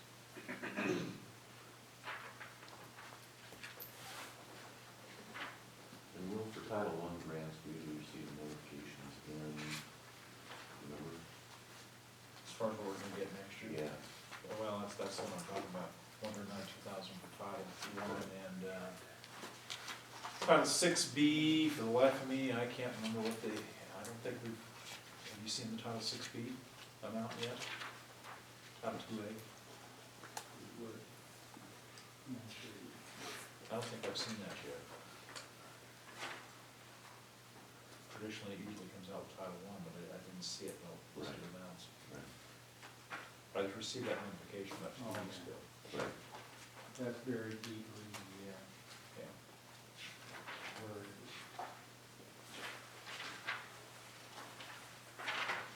It's usually around $47,000, It's Fund $45,000, I think. Fund 296. I'm gonna have 3 different Title 6B grants running at the same time this year. It's gonna be hectic. And I haven't, like I said, I've gotten no projection from OD yet as far as that grant goes. Now, that grant primarily funds the educational assistant at Union School. It's under the conditions of Title I-A, that's a specific position at a Union School, didn't follow the guidelines of your atypical reading paraprofessional.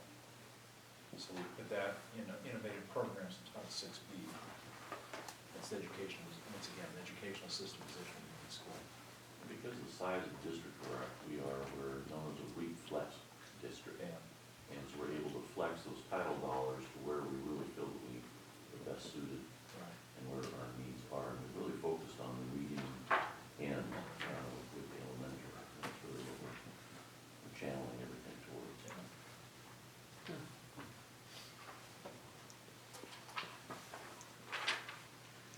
Okay, page 65 is Title 6B, 291. And I can see right now the headings are on. When I copy pages, sometimes I forget to change the title.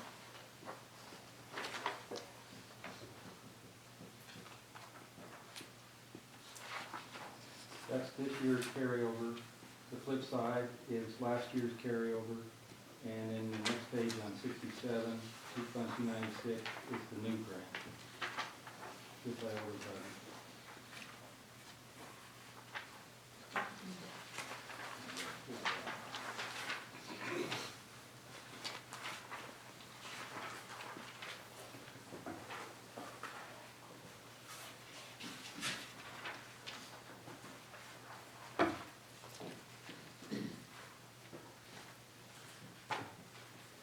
And then on page 68 is Fund 294, which is now defunct because the ESC has taken over that grant under a consortium for the county. It will not be activated this year, or next year. Just for the board to know, that was that PLT grant, and when we signed with ESD, we're all sharing this consortium. So initially, Mike had set up a fund for that, but since we're now working with ESD, we don't have to.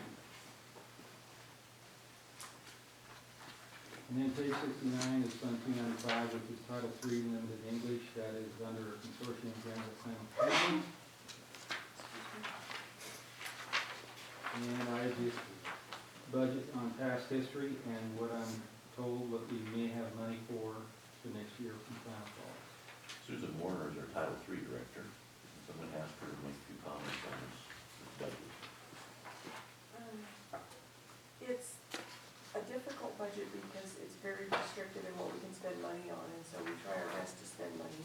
We apply for the carryover every year, but, Mike and I go round and round about what qualifies and what doesn't, because it is, we can't buy curriculum with it unless it's a supplemental curriculum to the adopted curriculum.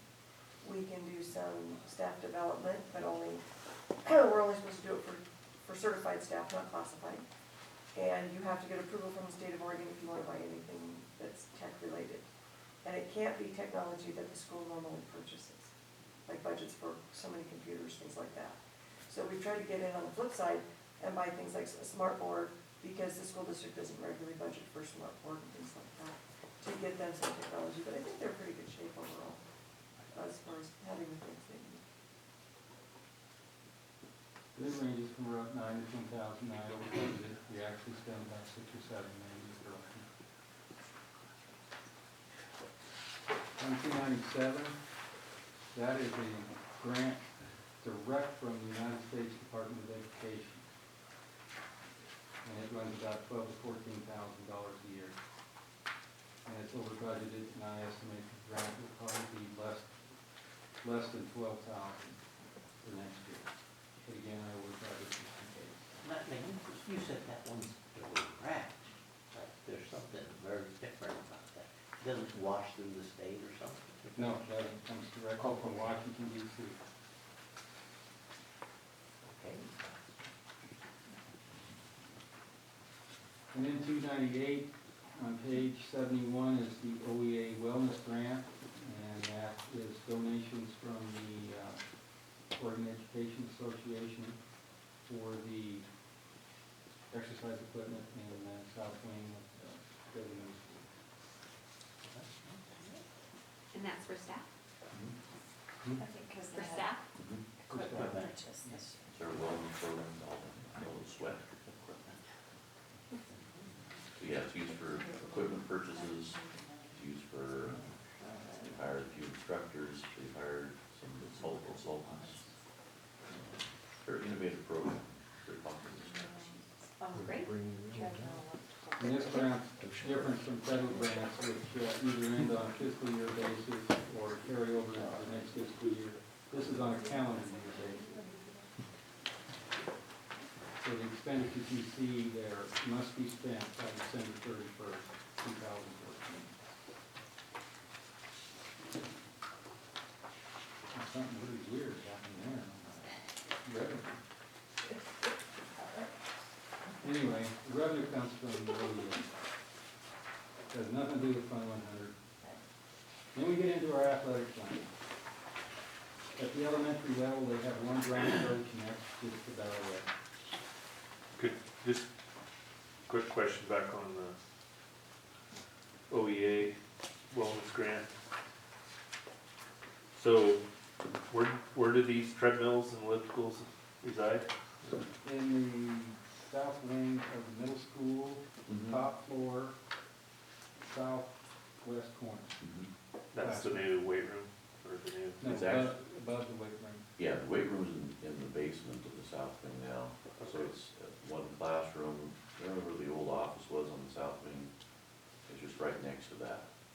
And so there's a whole bunch of ellipticals in there, equipment, and then across the hallway is kind of kitty corner to that is they have some mats put down for like yoga and This is for teachers and students? This is for teachers, Teachers. right? So downstairs is for students? Yes, the Upstairs is. weight room is for the students, you know, yeah. Okay. Does it get used much by teaching staff? Yeah, Yeah, it's all It's staff. for all staff. It's all staff, yeah. yeah, yeah, Very. yeah, I see a lot of people. But it is a pass-through, correct? I mean, whatever their grant funds are is what they spend, and there's no, they did a really big grant proposal, they did a good job. It's the second year of a $75,000 grant. We were awarded year 2, hoping for year 3 in January. They're not using towels. Paper. They do have, yeah, they do have paper towels. It'll be negotiated into their salary. Right.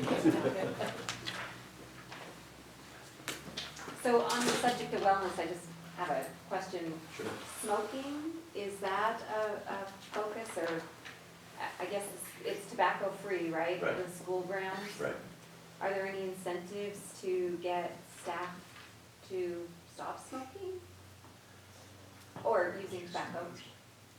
I don't believe there is anything directly other than the instructional pieces of the wellness program for the staff. I do know they have components of that, but I don't think we have any staff with any of them. I think we only know one. I'm not gonna name them. but- Yeah, we're not gonna name them. But, OEDB has some kind of a program that they Yes. want you on cessation. Our health. There is some benefits to that, I don't know exactly what it is, but there are some. Remember the teachers rep?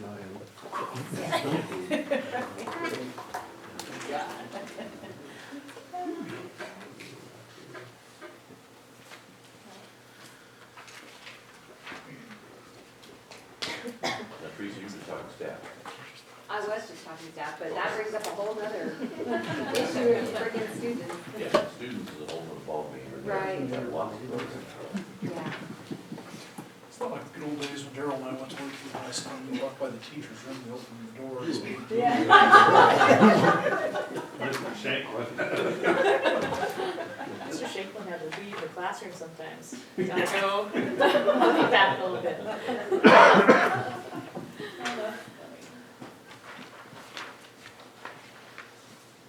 Okay, page 73, our athletic fund at the elementary level, they have one drama coach and that's it.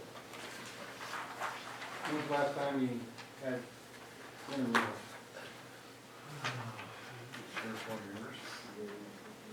But, you know, yeah, we sad to lose the program, but I gotta say, between soccer, Pop Warner, EBL, all the baseball activity, it's, you know, kind of really picked it all up.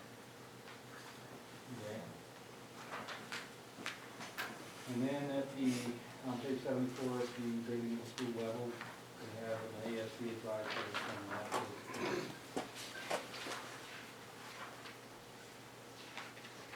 We haven't had Grady Middle School, sports in, how many years? 4 years. And then on page 77 starts the high school athletic program. A lot of it is salary, a lot of it is equipment, dues and fees. And like I mentioned earlier before, it went from $201,000 up to $207,000.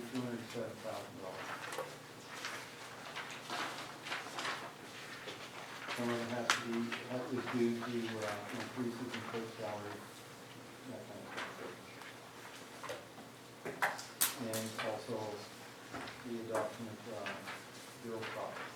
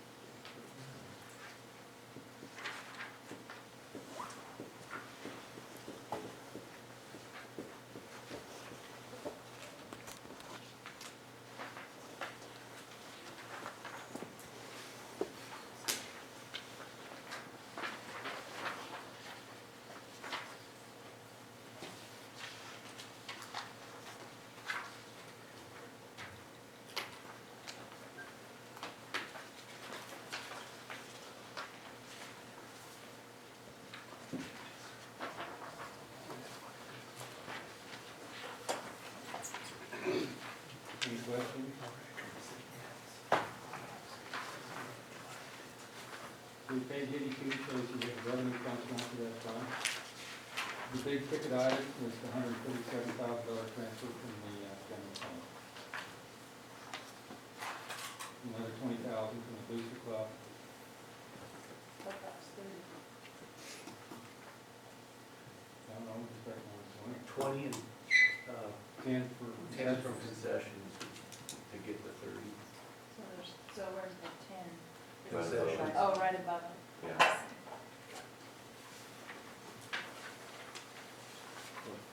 And maybe just a little input from a booster club member here. It's a lot of money, and the booster club is not sitting as well as they have in the past. So I think it's gonna be pretty tight this year, and the discussions have been such that there may not be that much money going forward. Because the booster club is also funding all those things that aren't funded anymore, the intramural sports for the junior high, and we try to help out some of the other club sports that I don't think we can help them from the school district because they're not school sanctioned. So the discussions have been such that we feel that, and I'm just speaking as a member, not for the whole club, not the whole booster club, some of the money that we make might need to be used for these junior high and elementary sports that don't have any source of revenue. So I'm not sure that this amount is going to continue to come your way. And I want the booster club to know that we're willing to be flexible and work with the booster club, whatever you guys feel is appropriate. We can work with you on that. We I appreciate that. We appreciate what you guys do, Yeah, and and we recognize what you do. it's so important for these younger kids to get involved in sports, or we won't have a good sports program when they do enter high school. So it's a little food for thought there. Yeah, so if there needs to be adjustments, just let us know. Thank you. So is the 18,000 revenue from the $100 fee? Where is the $100 pay to play fee income? Which one is it? It's 1,700, Center 4, charges, fees, sports fees, 18,000. That's 180 athletes paying $100 fee. I don't know what the fees are. 100. 100 per sport, 300 max per family, which I've hit more times. But still, I would think that's representative of how many athletes we have. We've always been real, Usually pretty close on the way. Stephen, yes, we've always been real high in terms of that. Yeah, we're historically 65% of our kids play one sport. Yeah. I guess, I mean, that's a lot for our little school, 180. Work it backwards. If you're talking about no, maybe not, maybe not. 26, I think, yeah. That's 2,600, 4,500 for football, 2,000 for wrestling. Big about. Track was a big year this year. Yeah. Okay.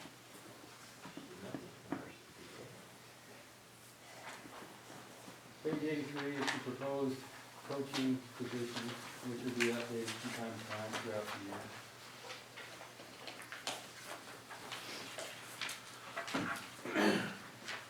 Now we come to page 84, which is now page 13 in tonight's handout.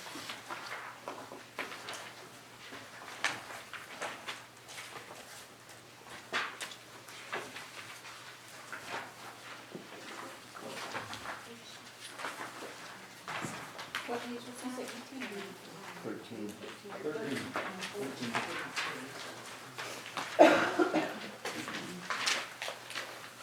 I had to make several changes in this fund to get the, original deficit of $274,000 down. So, page 84, I had it at $339,000, it's now gone down to $265,000. And you can see what, line items are being budgeted.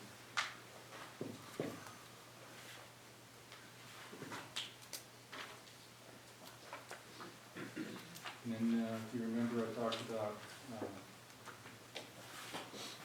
the copier costs in function 2570, where that was paying about a penny a copy. The lease payment comes out of this fund here. And that 12,000 that I took out of this transfer reduced that 28,000 down from, what would have been 40,000, somewhere around there.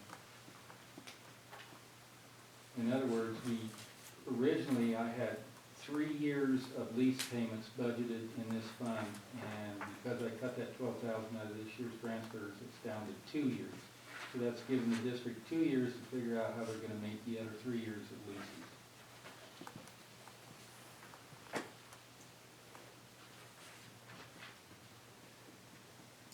And another area I cut was, 542, Center 6, area 703, replacement equipment, I cut that from 22 down to 18,000.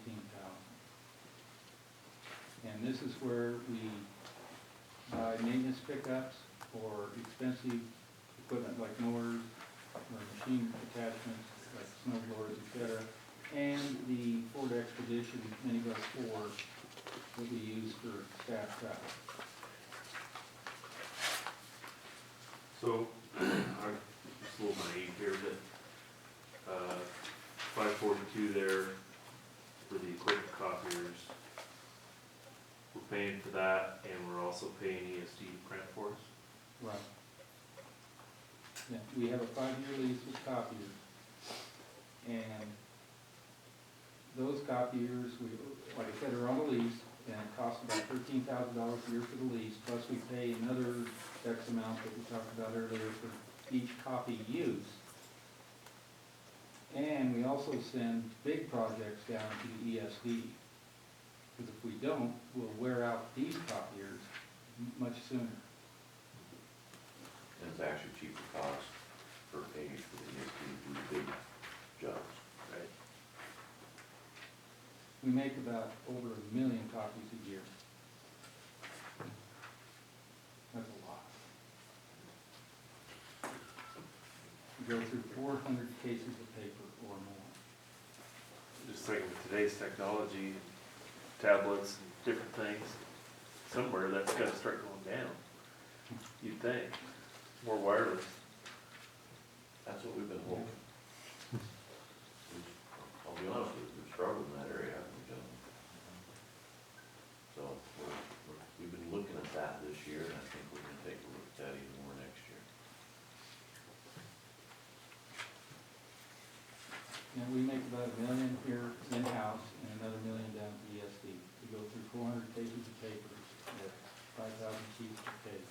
That's 2 million pages. A lot of copies. If we had to do that 2 million on our own, we'd wear out those machines a lot faster. It's the reason we need help. And then the very big item in Fund 410 is student transportation at $184,000. I originally had it up at $234,000, and that has now been knocked down to $184,000. What that'll allow the district to buy 1 more bus next year, and then that'll increase the depreciation, but then they gotta start thinking about how they're gonna replace 5 other buses. We've got buses that are fairly old. I think one of them's as close as 20 years or more. But this is 1 more bus next year, and then after that, the district's gonna have to seriously think about how they're gonna replace our fleet. And the best thing that can happen is if they have 10 buses pulling depreciation, which goes into our transportation grant. And then when that 11th year comes, get rid of that bus and buy a new one. And at 10 buses at, let's see, they probably say $140,000 a piece, and we get 70% back. We take 10% of that, so that'd be 14,000, and we get 70% of that. And you take that times 10, and then if you just add in 25,000 once in a while, you can then maintain replacing buses on a continuous basis. But we gotta get there first. It's gonna take a while.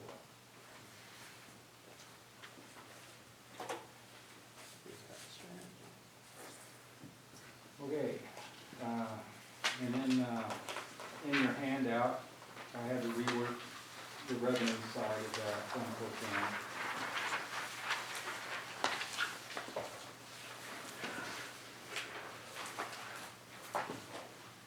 And like I said earlier, no money will be transferred from the general fund this year or next year. It's gonna rely strictly on beginning fund balance and the 36,000 we get in depreciation from the state of Oregon.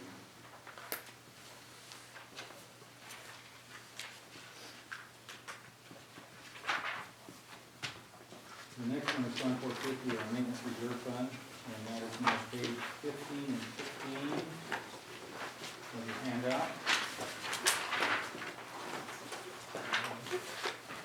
This one got hit hard. I originally budgeted about $346,000, and we're down to $173,000. This is major item stuff as well as what we call the maintenance pool. First line item there is the maintenance pool. That is generally for small projects like painting and a variety of other things, which you can see what we have so far in lavender colored canvas we have now. That's what our maintenance pool is all about. The small ticket items, generally less than $25,000. That has been hit hard because of the Daily Middle School recycling project. We have to start all over again in this fund. This fund is, I'm projecting will have less than $2,000 in carryover, about $1,500 in carryover, even with the transfer that we have scheduled for this year. We can, as you can see, the projects on the lavender colored sheet there, we could easily have $150,000 or more in small projects, but we only have next year budgeted $9,160. So start all over again.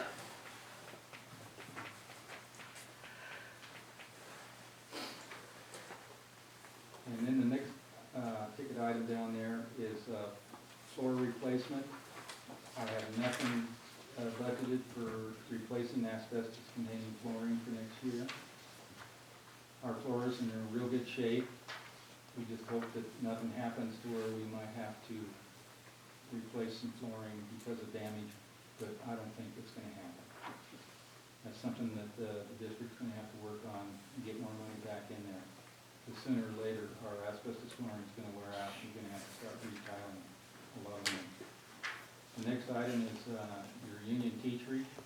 It's being rented at $350 a month. It's accumulating some cash, around $14,000. And if we continue to rent that teacherage, we should seriously consider about future remodeling. It's got 1950s appliances in there, and it needs work. $350 a month, though. That's pretty cheap rent. Yeah, and it's 350, yeah, it's pretty cheap rent, but it's extremely expensive storage, and that's what it's being used for. Storage. I see. I thought someone was looking at it. Yeah, one of our teachers is using that just for storage. Oh, they're paying us $350 a month. Yeah, and she could be paying $75 for a storage unit.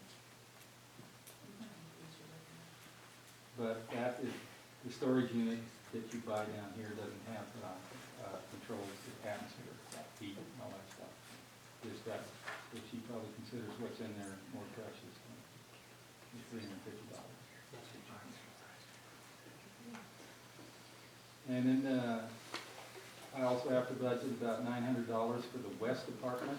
That's not being rented, but yet, we have electrical connection, and we have to keep that at least to the point where the pipes won't freeze during the winter. We also have to pay, because we rent the heat, we now have to pay, property insurance and, property taxes, Lake County property taxes. We would not exempt it. And then down under asbestos management, I have $10,000 for removal and disposal, but no money for replacement of the floor.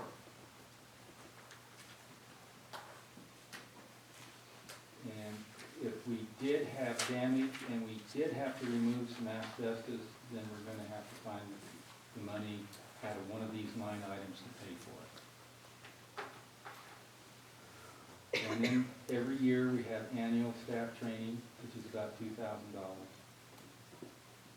And then the next 3-year inspection by a third party is due in 16, so there's no money budgeted for that. And that's estimated at about $1,600. So in the year 2016, that will have to go up approximately $1,600. We just had ours recently.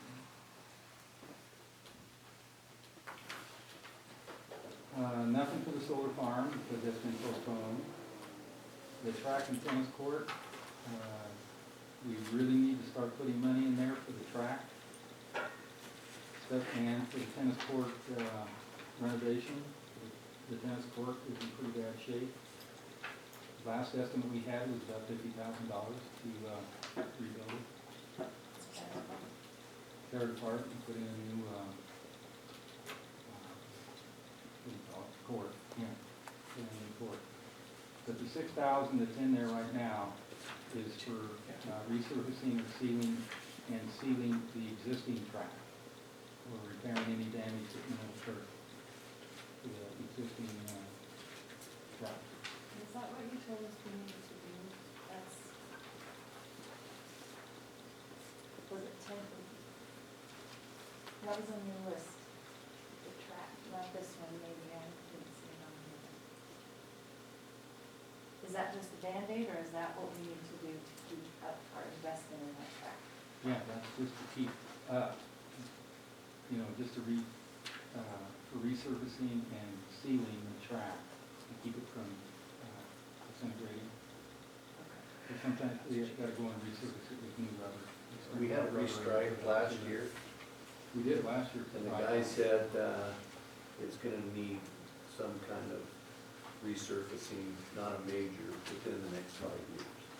So that's what this is? Yeah, And No, that's, that's a start. well, that's what I'm asking. 5 years of it will probably cover the cost of what it's gonna cost us at that time. It's gonna probably be $50,000-$60,000. Oh, that's nice. This is just a start. So it's a Band-Aid. Mm-hmm. Well, for now, it's a savings account, so it really. Oh, I see, when you're doing it, just sits, okay, okay. But if there was any damage to it, for one reason or another, then we'd have to probably, we'd have to repair it. So there's $6,000 for that. But, and then, I had to,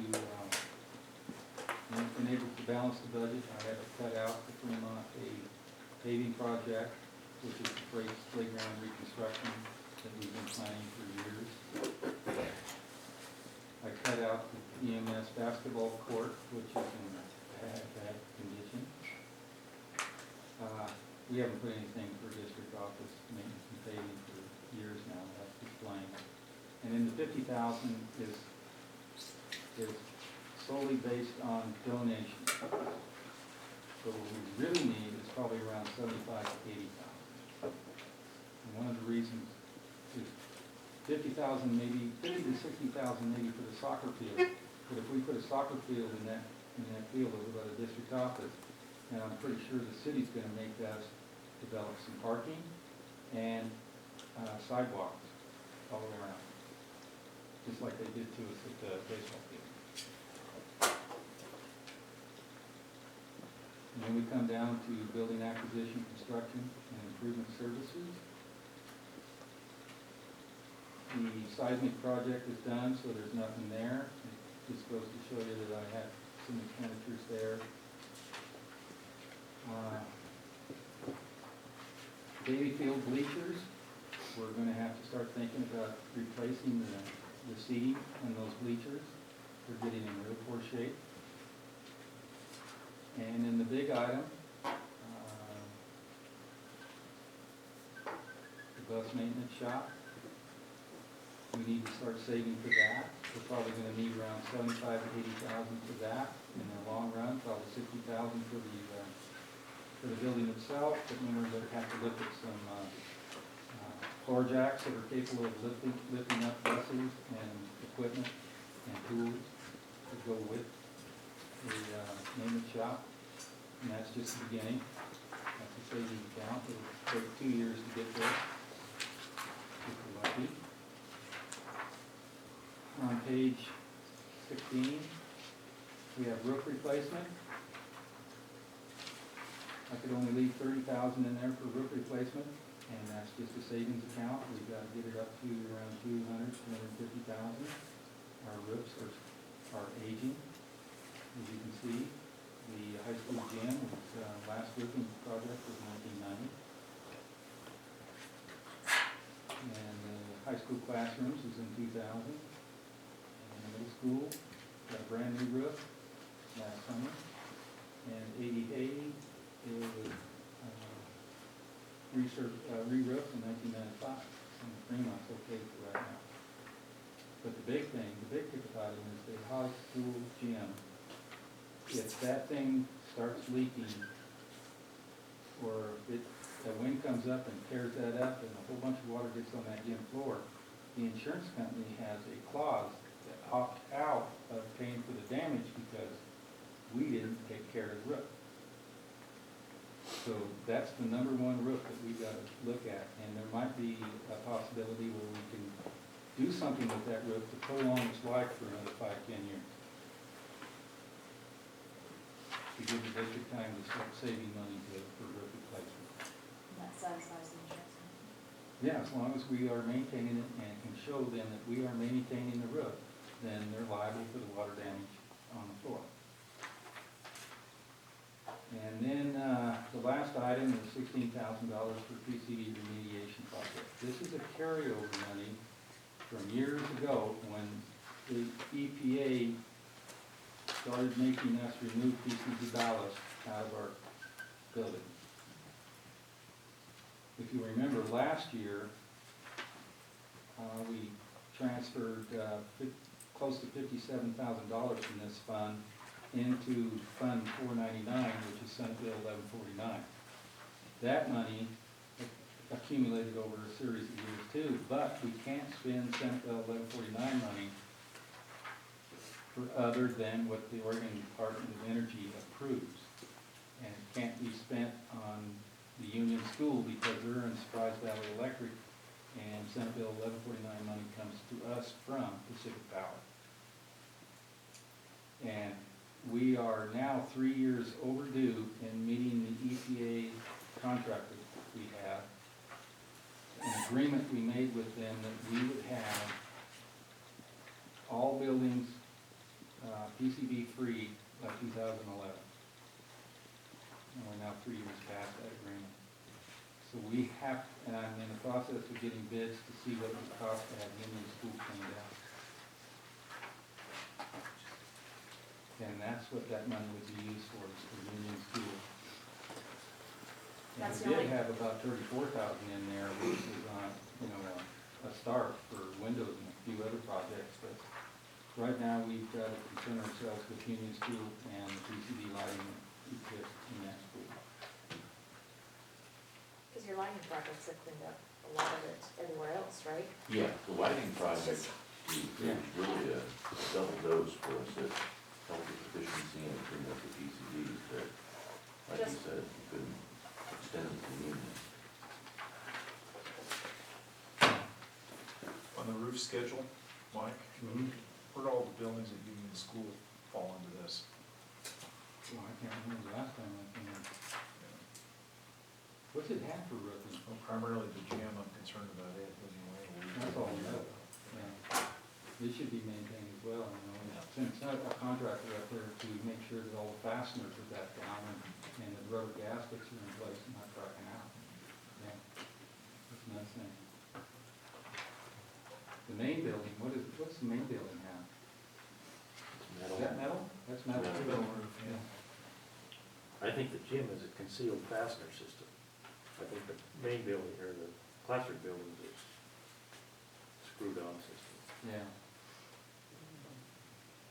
Just another ticket item, probably goes on our maintenance to the, That's a metal roof like that, or what we're talking for lifespan. Oh, the gym, lasts 30 years. What is it now? Is it almost, it's 30, 15 years old? 97? No, we're 97 or 98. yeah, it's 97. Yeah, 15 years nice. old. Almost 20. Well, no, he's probably not fine.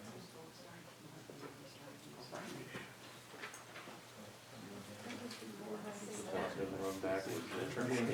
And then another thing I might want to point out is this maintenance pool list is by far not what we're really faced with as far as future costs for maintenance of all our buildings. That's closer to 3 million, anywhere from 3 to 20 years from now. We've estimated about $3.3 million we need to maintain our building in the next 20 or so years. This is just small part. And then, page 17 shows you where the revenue comes from. Essentially, it's 50,000 for soccer field donation and 118,000 for transfers from the general fund.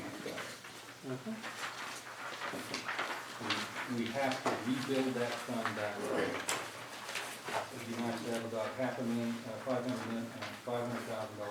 there at any one time. Okay. Oh, the page 89 is your last meeting handout, cross out the, well, that's this year's maintenance pool. As you can see, this year's maintenance pool, we spent quite a lot of money in a variety of different projects. A lot of it was for KCC and a few other things. And we're still in progress about building those, what do you call them, those breezeways at the south end of the Union Gym. All codes, it's kind of what we've been calling them. It's called what? All code, Yeah, it's kind of what we've been calling them. I think they've got the material and every stuff, but they just haven't had the time to go out there and finish the project. Okay. Where are we at? Page 90. Fund 54, this is the seismic mitigation grant, it's over with, nothing budgeted for this year, next year. Done, over with. 499 is what we were just talking about, Senate Bill 1149. This money that we get from Pacific Power cannot be spent for any project out of Union. It all has to be in town. We get about, I'd probably say around $12,000 a year. See on the back side here. About $18,000 a year from Senate Bill 1149. So I'm estimating that we're gonna have probably around $91,000 in there by the end of next year. This can be used for a variety of different energy-saving projects. And one of the top things that we have right now is windows. We've got to start replacing old windows, especially at the elementary level and the high school. Even the windows in high school are starting to wear out.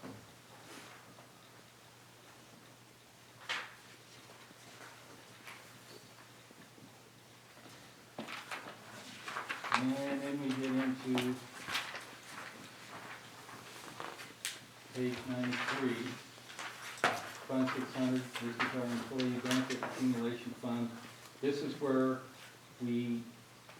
retirees send us the money for insurance, health insurance, which we turn around and pay OEBB, the Oregon Employee Benefit Board. And another big ticket item in this is our health reimbursement arrangements. And that is,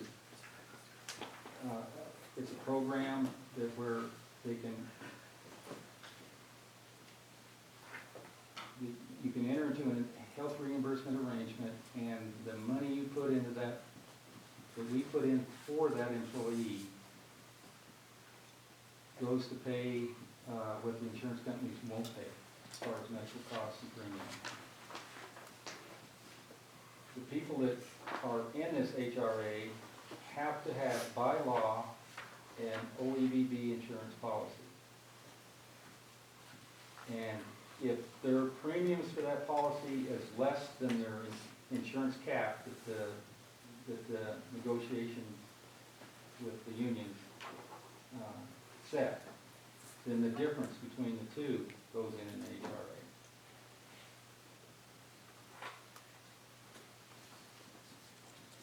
Pretty good program. Pretty good program. Ever since its inception in 1992, we have paid back employees over $1.5 million. That's the money back in their pocket. Depending on which side of the checkbook you're on. But it has been good. Oh, a good example is if the insurance cap is 1,000 and the employee buys an insurance policy for 500, then that 500 goes in here. And then they use that to pay the premiums for, no, they don't pay the premiums, because the premiums are less. It goes for anything like their co-insurance and their deductible and anything the insurance company doesn't pay. But if they don't use it, they lose it.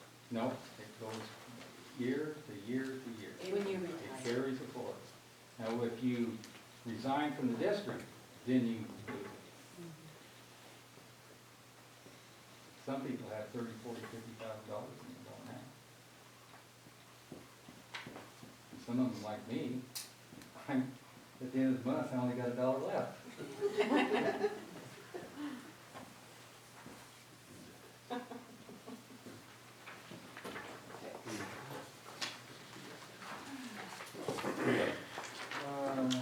Okay. The next page after that, page, whatever, 94, shows you where the income comes from, the revenue.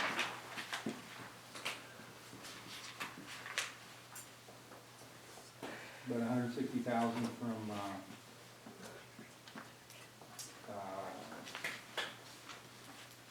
retirees. About $160,000 a year comes from the retirees, which it's just flow-through dollars. It comes to us and we just send it right on down to OEBB. The $200,000, kind of hard to explain. We budget the caps for each individual in Fund 100 for whatever funds they're being paid out of, 290 or 202. And if they're in the HRA, then we determine how much money they have that can go in the HRA, and then I figure out journal entries, the journal entry, the expenditure over from into the general fund and then out into this fund. It's kind of complicated, but it works.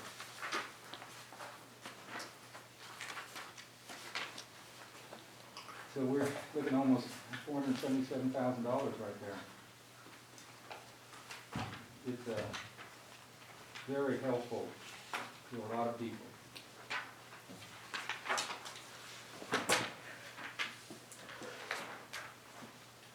And then page 95 is our Educational Foundation Fund, Fund 700. The revenue is strictly donations. I just budget arbitrary figures there in case something does happen. And then Fund 701 is the new building fund, which was created several years ago. This fund paid for the, what do you call it, Read Board. And it's strictly dependent on donations.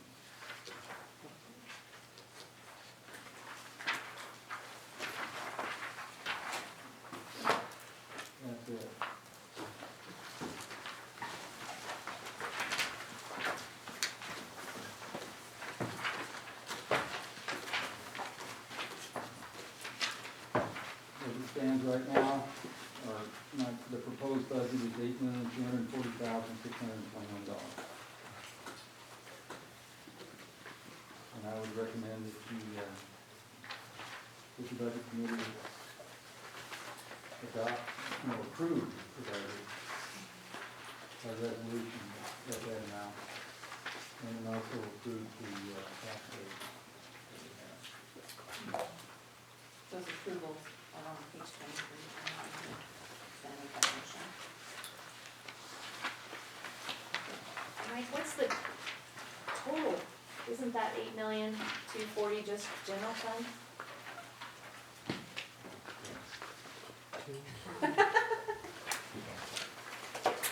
Yeah. I guess we've got it here. On this All right. first page. Matt, do it now.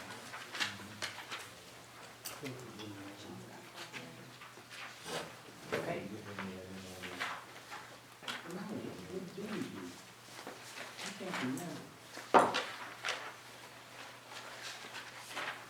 Isn't that just for the general fund? What did we do last year? You gotta approve your budget in totality, Yeah.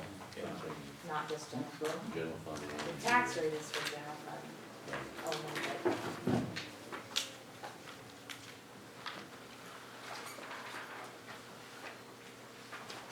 so change that top of your, to 824.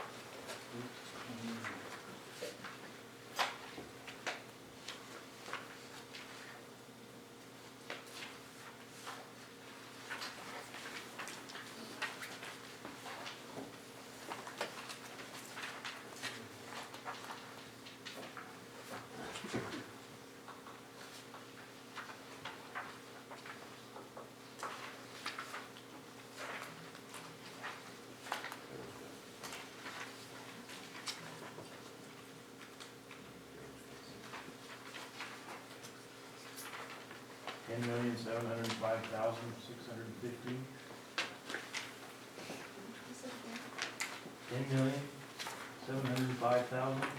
$10,705,615.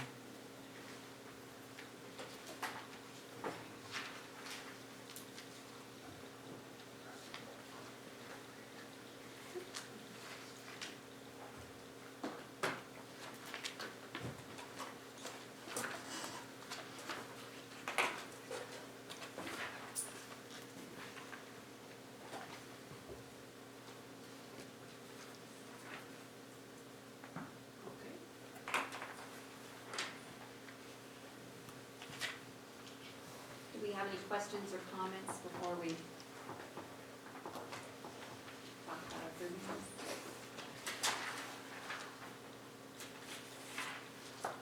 No. That's good. Luann, you said you had sample resolution. Yeah, page 23 is your sample motion, with the now adjusted amount on there. Page 23. And yes, I know. Of the, yeah, sorry, of the handout from Steve. This one. It's brand new. today. Say what was new? 7,615. Now, here,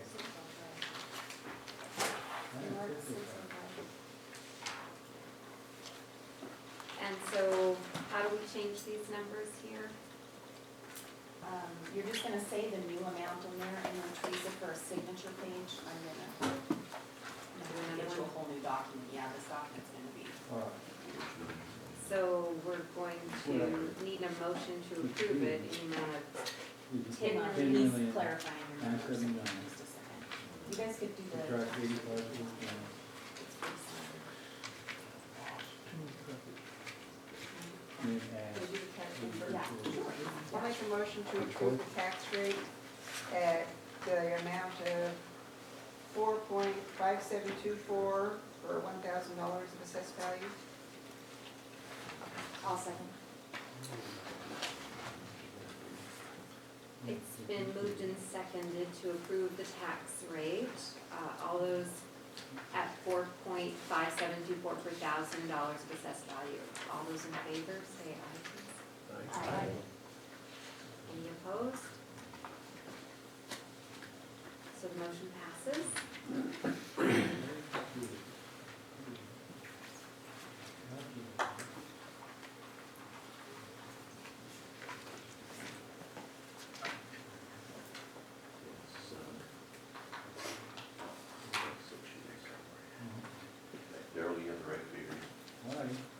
I'll make a motion to approve the Lake County School District 7 budget for 2014-2015 in the total sum of $10,705,615 as amended by this committee. Second. It's been moved and seconded that the budget for the year 2014-2015.